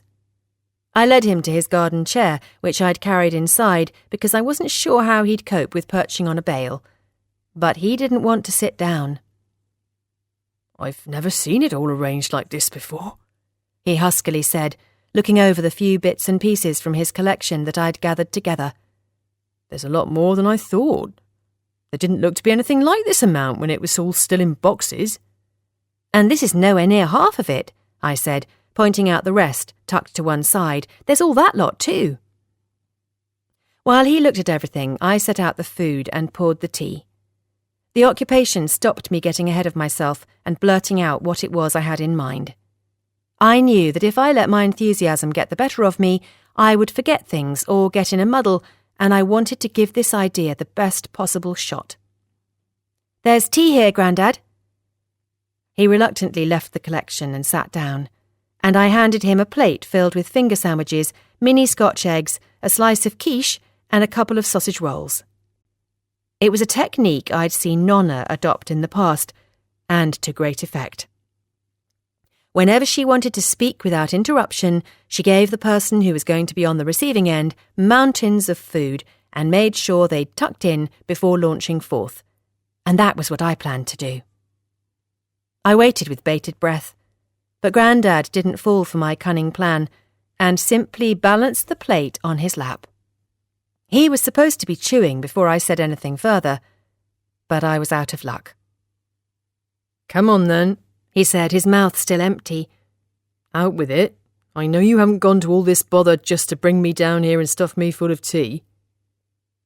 Had I met my match, Nonna would have been mightily amused that Grandad had seen through her ruse, but I felt my fragile confidence and courage crumble a little. Not only had Grandad seen through Nonna's psychology, but his tone had a defensive edge to it too. I would have much preferred an amused one, something malleable that I could readily bend to my will.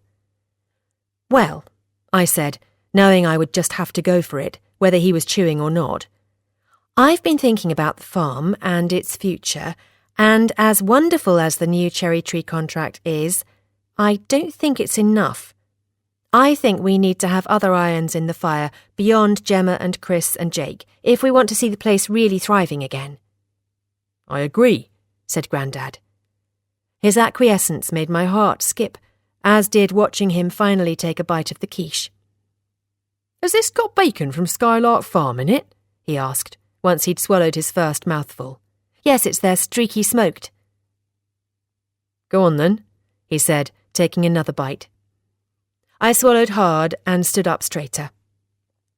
And I've been listening to what people have been saying about having nowhere local to eat in the evenings. There's the pub. And a couple of restaurants, but nothing else.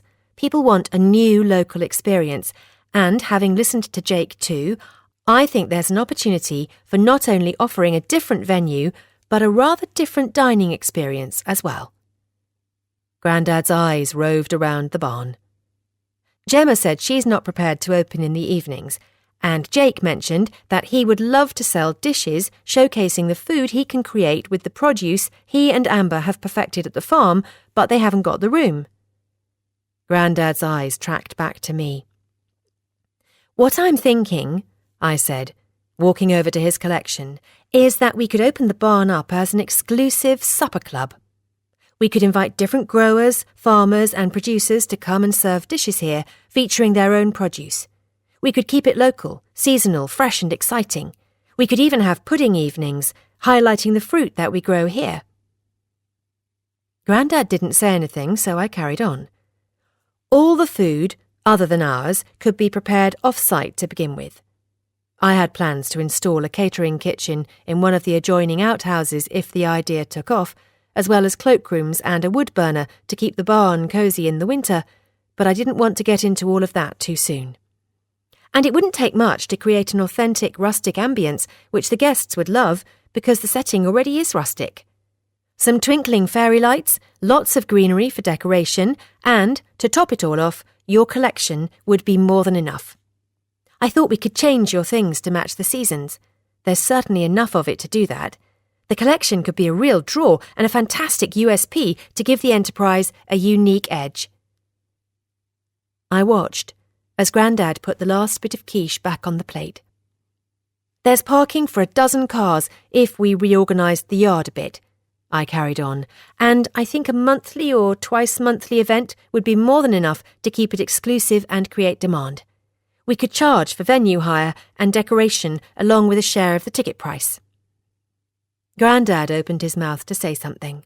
Oh, I said, clapping my hands together, and I thought we could have some space, I added, pointing to the back wall, to highlight a local artist, like Beck, for example, and we could have all your papers and things properly framed for display.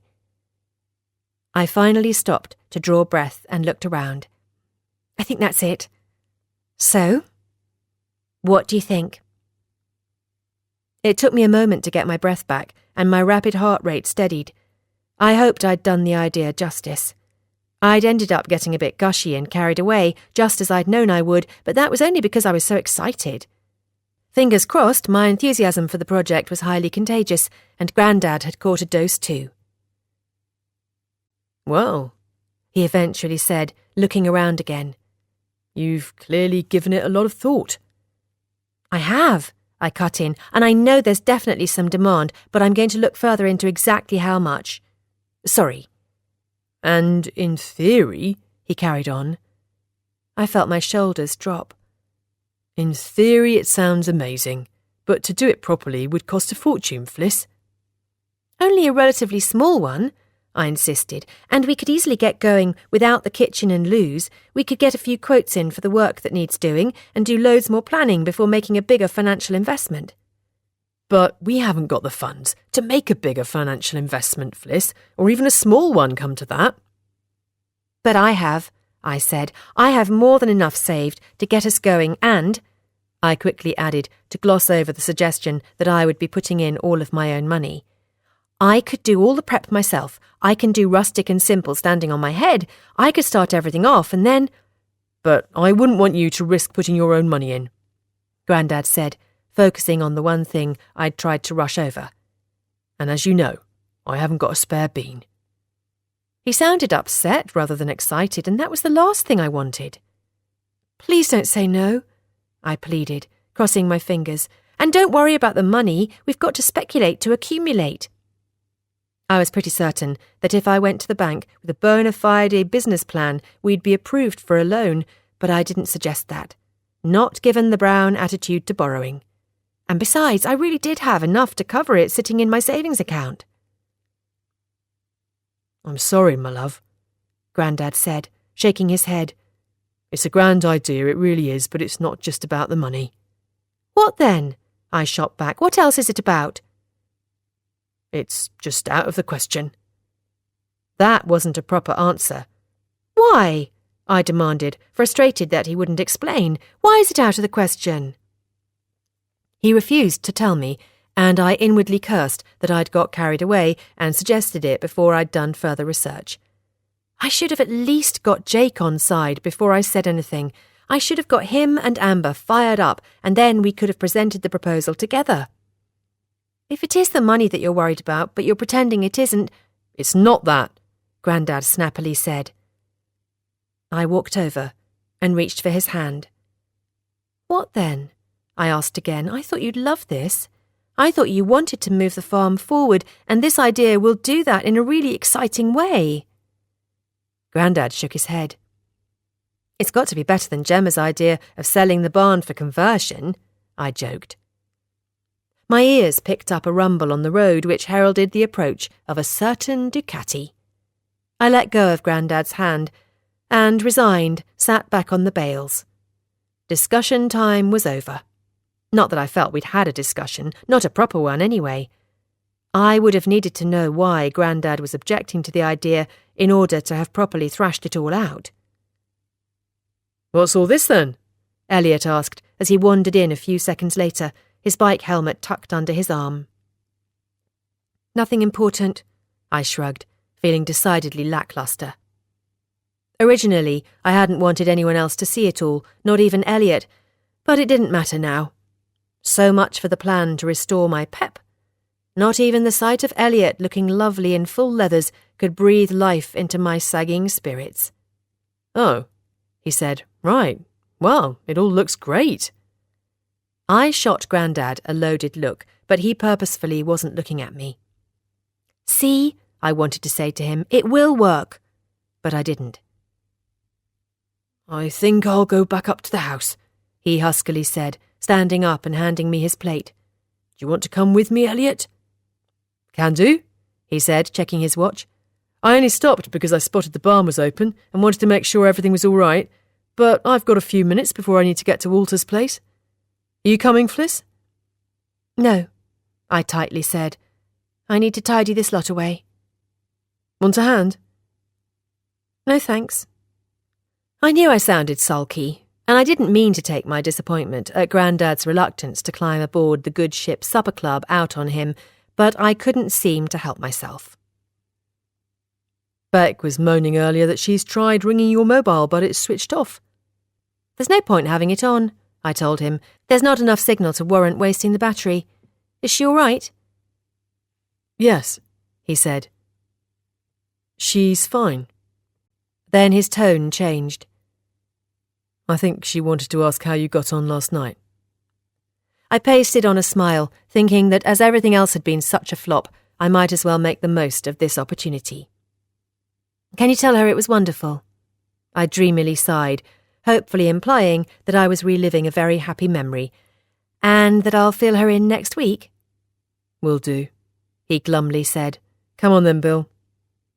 I knew I would have to give Beck a dramatically doctored retelling of how the evening had gone, because I could hardly tell her that her brother had been the hot topic, and not in a good way, could I? "Thank you," I said to his and Grandad's retreating backs. I watched them walk away, and along with them went my hopes and dreams for the farm's new venture. I had no idea why Grandad was so set against my seasonal supper club plans, and as he obviously had no intention of telling me, that was the end of that. Chapter 19. Later that evening, after Elliot had gone, I couldn't resist asking Grandad again why he was so against the diversification idea. But he refused to expand on what he'd already said. We didn't argue about it, but this back and forth continued into the following week, and by then our newly formed relationship was beginning to feel the strain. It felt obvious to me that his main concern centred around me making a personal financial commitment, even though he insisted it wasn't, but I couldn't shake off the feeling that there was something else too. Something it was proving impossible for me to prise out of him. We were talking a little less, and left to my own devices, by the end of the week I'd established a routine of picking the quickly ripening strawberries from early morning until lunchtime, then taking the fruit to town, dropping most at the cafe and the remainder to the market and Skylark Farm before driving back and working through my share of the household chores and any other farm business. When I had first arrived, it was the sort of settled lifestyle I had imagined, but suddenly it wasn't enough. I was determined that Fenview Farm and the part I had to play in securing its future would equate to more than just going through the seasonal motions. Selling the fruit was all well and good, but with such a magnificent barn at our disposal, it felt frustrating to not be utilising it, especially now I had struck upon the perfect idea. As keen as I was, I hadn't talked to Jake to find out what he thought about it all, because with Grandad so set against it, it would have been a waste of time, and of course I didn't want to aggravate him further by going behind his back when he'd already unwaveringly said no. "Anyone home?"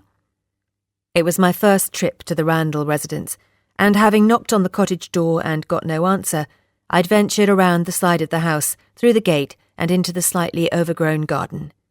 I knew Beck was home because the banana-mobile was parked on the drive, and the sound of music led me to her shed/studio. I knocked hard on the door, hoping I wouldn't make her jump or disturb her artistic flow if she was in the zone. There was a momentary lull in the music, and I knocked again. "It's open!" she shouted, and I yanked at the door to find her standing in the middle of what looked like colour-splattered chaos, a huge smile lighting up her face. She skipped over to a workbench, overflowing with pots of brushes, tubes of paint, and piles of sketchbooks, and turned the music off. "I'm not disturbing you, am I?" I asked, the smell of paint filling my nostrils and making me feel a little lightheaded. She really could have done with cracking a window or keeping the door propped open. No wonder she was smiling like a loon. "Where have you been?" she demanded, pulling off her saffron and cerulean smattered smock and throwing it over the back of an equally paint-embellished chair. "I've missed you every day when you've dropped the strawberries off at the cafe, and your phone's never on. I was beginning to think you were avoiding me." I felt a bit bad about that, and now I'd come to the cottage because I had an ulterior motive which, given her obvious excitement to see me, made me feel a bit mean. "You go out with the best-looking guy in town, and then nothing. I'm supposed to be your new BFF, remember? I want detail. And," she added, "you were supposed to give me a shout about when I could come and give you a hand with the strawberry picking." Preoccupied with certain details, as well as daydreams about what the barn could look like if I had my way, I had completely forgotten about her generous offer. And she seemed to have forgotten that she'd hinted that her brother had been about to declare something to me the day of too much champagne. Was she so scatterbrained that she'd misplaced that particular observation? I hoped so. Or had she observed him further and changed her mind about what she'd said? "I'm sorry," I apologised. I've been preoccupied. That good, was it? She speculated. Have you had round 2 yet? Is that why I've been abandoned? Anthony had called about round 2, as Beck put it, one day when I was in Winbridge and happened to have my phone turned on. He'd said he was sorry for not ringing sooner, but he was currently swamped with work. He then ruined the apology by asking if Elliot had shown any signs of being the swindler the town gossips had labelled him as, and I ended up getting a bit cross. He insisted he was joking, but personally, I didn't think it was anything to joke about, and the call had ended coolly, from my end at least, and without us arranging a second date. However, Anthony's aggravating reminder had put Elliot firmly back at the forefront of my mind. Not that he'd ever been all that far from it. And I realised that he was exactly the person I needed to enlist to get Grandad on side about the supper club. If anyone would be able to help, it was Elliot. Hence my trip to the cottage. You haven't been abandoned, I said to Beck. I've just been busy establishing a routine, and if the offer still stands, I really would appreciate some help soon. The ripening was definitely picking up pace now the days were consistently warmer. And as far as the date's concerned... Stop, she interrupted. Let's get a drink first and find somewhere comfy. I've been looking forward to this. We sat with a pitcher of lemonade in the garden, and I injected as much enthusiasm into my retelling of the evening as I could. After all, I still wanted Elliot to think that I really had set my feelings for him to one side and started something up elsewhere, with someone who was nothing like him, and hearing it from his sister was bound to help that cause. Consequently, I'd told Beck all about the outfit I'd found in Bella's, the swanky dinner in the faraway restaurant, the champagne, and the hugely expensive taxi ride, along with what Anthony's favourite colour was. She'd already guessed red, but given her artistic calling, that was no surprise. But he didn't kiss you goodnight? She asked, wrinkling her nose and sounding unimpressed. No, I said. With the taxi waiting, it would have been a bit awkward, but I could tell he wanted to. Well, I suppose that cranks the anticipation up a bit, doesn't it? She sighed. You'll be panting to get your hands on him next time, won't you? And vice versa. Absolutely, I fibbed. And I still don't know what he does for a living, so we'll have plenty to talk about in between all the kissing. Beck wistfully sighed. And there was me thinking you and Elliot. There was you thinking me and Elliot what? I asked, the sound of rushing blood filling my head as my heart pounded, and I realised she hadn't forgotten after all. Well, she said, I really thought he liked you. And I was beginning to think that you liked him. But I suppose you wouldn't have gone out with Anthony if that was the case, would you? And he is gorgeous, so if he's more your type... Oh, he is, I cut in, definitely more my type, and I do like Elliot, how could I not, but only as a friend. In view of the fact that Anthony was so easy on the eye, and that I'd already been on a date with him, she seemed to accept that, and I hoped I'd said enough to clear everything up and put it all nicely in its place. With regard to Anthony's job, Beck smiled, getting back on track. I know what he does. Well, I sort of know. He's something to do with the building trade. I found that rather amusing, but it did go some way to explaining his observation about the barn. I was certain there was no merit in what he'd said, but knowing he was in the trade, I would have another look, just to be on the safe side. Really?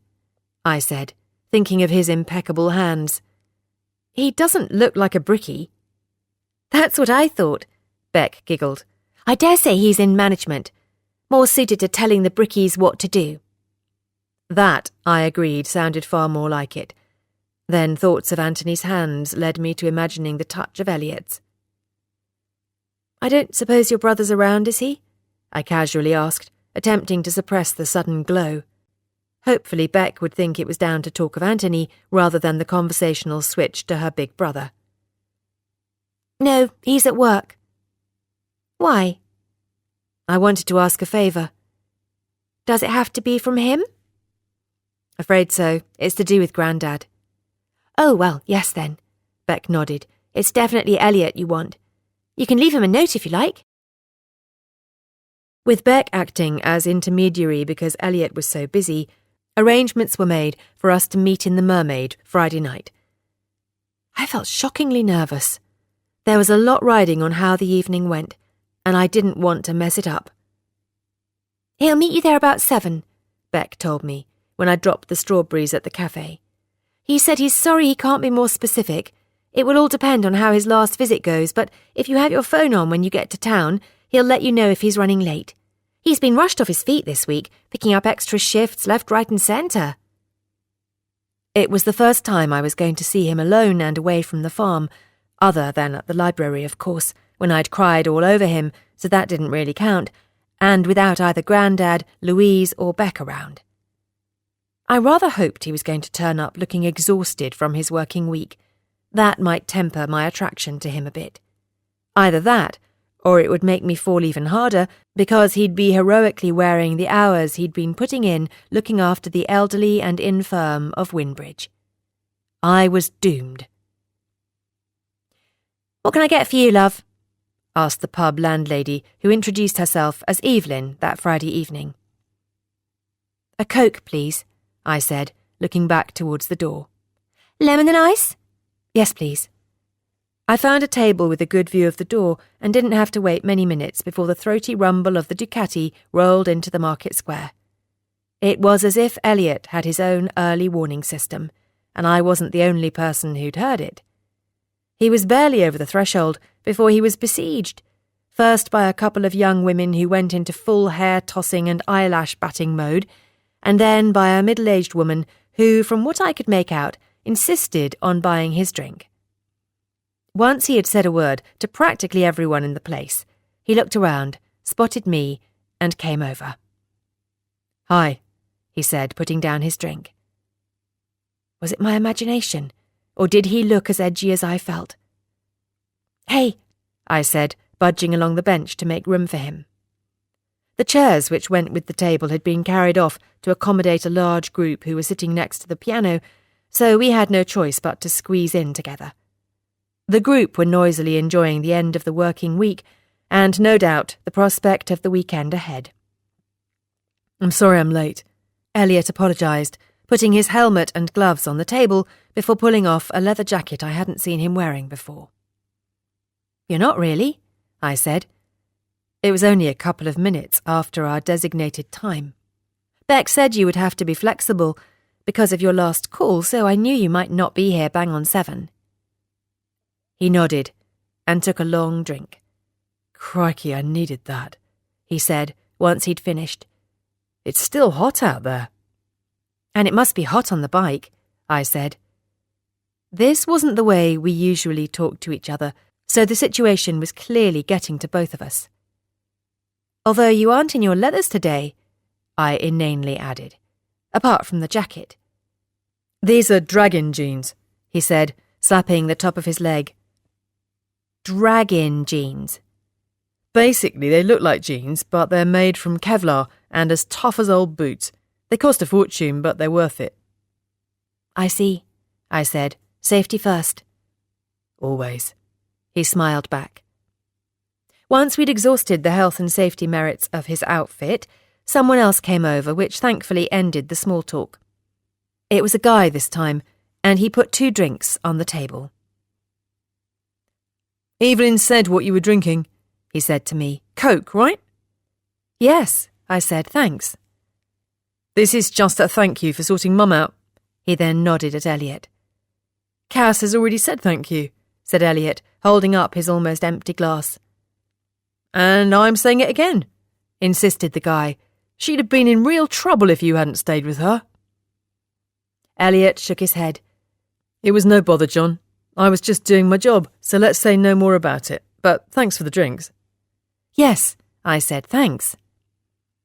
I emptied my first and picked up the second, taking a sideways glance at Elliot, who was looking a bit flushed.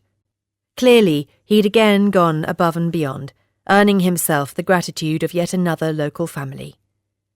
Whoever had spread the rumour about him definitely had the wrong Elliot, because the one sitting next to me was much loved and very highly thought of. I almost wished Anthony was with us to witness it in action. That would have soon crushed his suspicions. Elliot's only motive was to provide the best possible care for those he looked after, with Grandad being right at the top of the list, not take their life savings. Along with wishing Anthony had just been within earshot, I also wished I'd known that the Elliot fan club was going to be in such enthusiastic attendance. I would have suggested meeting somewhere else because having his kind, considerate and caring nature highlighted at every turn was doing nothing to help stave off my feelings. A bit weird this, isn't it? He said, being in the pub rather than at the farm. Yes, I agreed. It is. I was thinking the very same thing before you arrived. This is the first time we've been in each other's company beyond the farm boundary. Don't forget the library, he reminded me, then turned bright red. Although you probably rather would, wouldn't you? Sorry. It's all right, I said, taking another swig from my glass, which prompted him to do the same. Bex said you had a favour to ask? Oh, yes, I said, pulling myself together. That's actually why I wanted us to meet away from the farm. Well, ask away. Although it is to do with the farm. Oh? I'd really hoped to keep the planning stage between just me and Grandad, but as he was so determined not to let me even give it a try, and I was equally determined to give convincing him one last shot, I knew talking to Elliot was my only hope. I've had this idea about how to utilise the barn, I began. Is that why you were in there on Sunday serving up afternoon tea? Yes, I nodded. I thought if I set it all up, using some of Grandad's collection, then I might have a better chance of explaining to him what it was that I had in mind. What collection? Elliot frowned. I was completely taken aback that Elliot didn't know anything about Grandad's hobby of collecting anything and everything connected to the history of the Fens. And I was sad, too. Mum's cutting teenage remarks had really left their mark all those years ago if Grandad hadn't shared his passion with his closest friend. Thank goodness he hadn't done as Mum suggested and trashed the lot. I took a deep breath and enlightened Elliot about both the collection and my plans for it and the farm. Crikey, he said once I had shared everything. Wow. I gave him a minute to let it all sink in. His initial reaction sounded far more promising than Grandad's, but I wasn't counting my chickens. So, I said, what do you think?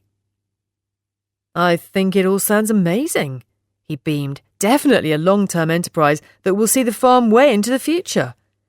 Well, I said, thinking back to the night of our champagne-fuelled fish and chip supper, like I've said before, I am planning to be here long-term. For the briefest moment, our eyes met, but it was plenty long enough to remind me that living at Fenview Farm forever and not letting my feelings for Elliot get the better of me was going to be the hardest project of all. Even though I had drafted in audacious Anthony to help with Operation I Don't Fancy You Anymore, it was going to be an everyday struggle to keep my hands off the man currently sitting next to me. I wondered if he was thinking the same thing.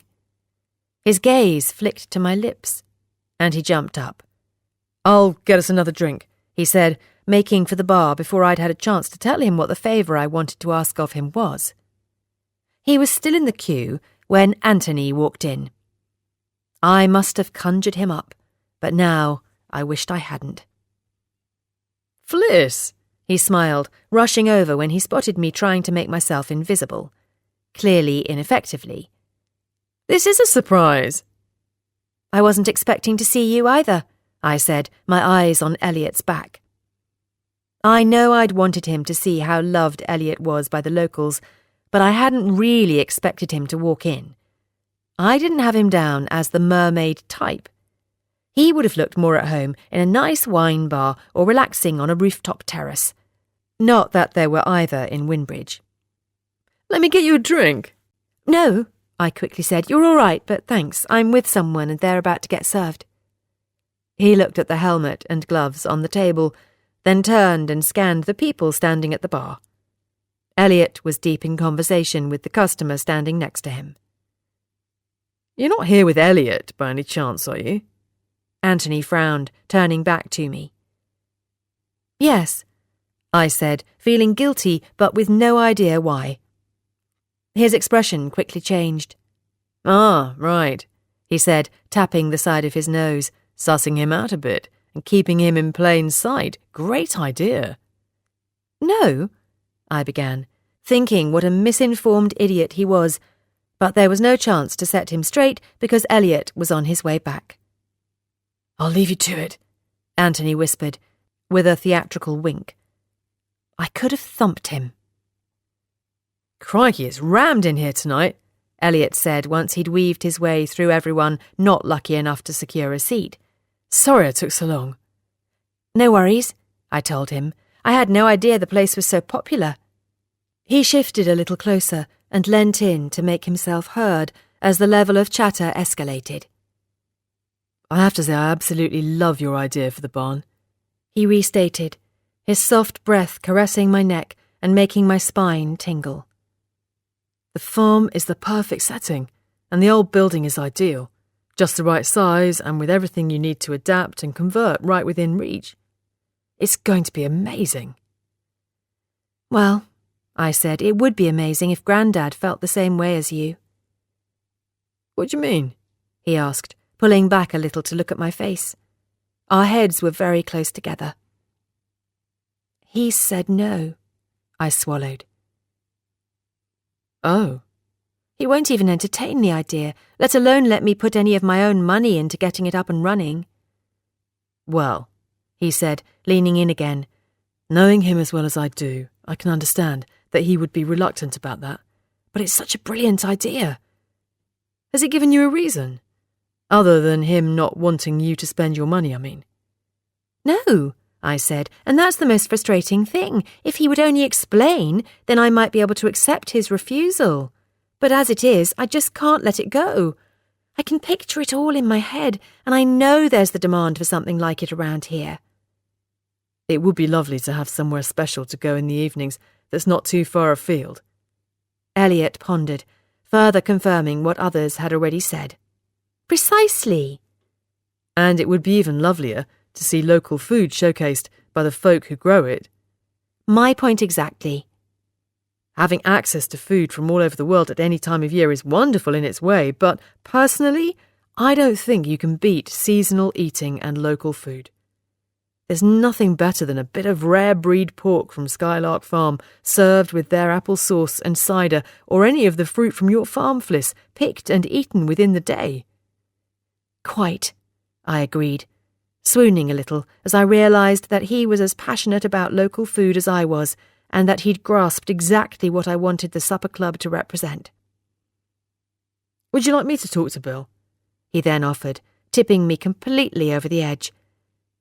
Do you think he'll mind that you've talked to me about what you have in mind? That was actually the favour I was going to ask, I said, resisting the urge to throw my arms around him. And to be honest, I think he'll be delighted that I've talked to you. He trusts you more than anyone, and he truly values your opinion. He does? Elliot asked, fixing me with his dark eyes. I wondered if my pupils were as dilated as his. Yes, I said, he does. I'll talk to him tomorrow then. Elliot beamed. Thank you, I said, finally looking away.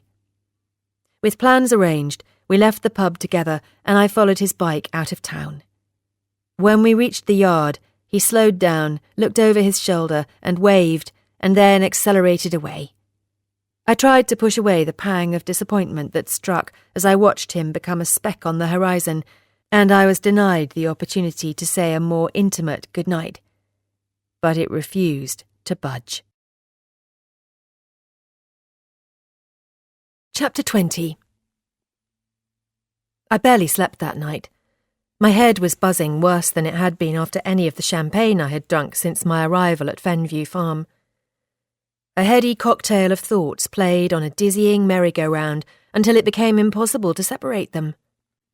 It was more than obvious, although hopefully only to me, that I hadn't got my feelings for Elliot anywhere near as under control as I'd hoped. The close proximity of him in the pub, the way my body reacted to the caress of his breath, and my disappointment when he hadn't stopped at the farm gate were all proof beyond any doubt, not that I really needed it, that I was smitten.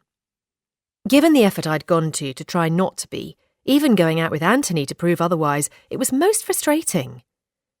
And then, of course, there was Anthony. I had felt really rather disgruntled that he had assumed I was only out with Elliot to suss him out. He had implied I had a motive which was guilt-inducing, as any motives I did have were entangled in going out with him. I was going to have to give him up and find a way to set him straight about Elliot, and the sooner the better. Dating him hadn't helped at all, so I wouldn't do it again, even if Beck was going to be denied the delicious details. Not that there would have been any, because I felt no desire to kiss Anthony at all. My simple new life at Fenview Farm was getting far too complicated, and I needed to pare it back and focus on the things that mattered most. I was in the fruit cage, checking the red and black currants, when I heard the Ducati the next morning. Both currant varieties looked as though they were going to come in a little earlier than expected, thanks to the continuing good weather, but knowing Elliot was in the vicinity completely threw my calculations on trying to work out when, so I closed and secured the cage and headed back to the house. He was in the kitchen by the time I had collected the eggs and topped up the hen's water, and at the mere sight of him, my traitorous heart leapt and clattered about my rib cage with all the intensity of a bucking mule. "Morning, Fliss." He smiled, sending my BPM even higher. "Morning," I said, my voice catching as I deposited the eggs into the basket and washed my hands at the sink. "Would you like tea, my love?" Grandad asked. "I'm just about to make another pot." "No," I said, "thank you. I'm going to get changed and go for a run before it gets too hot."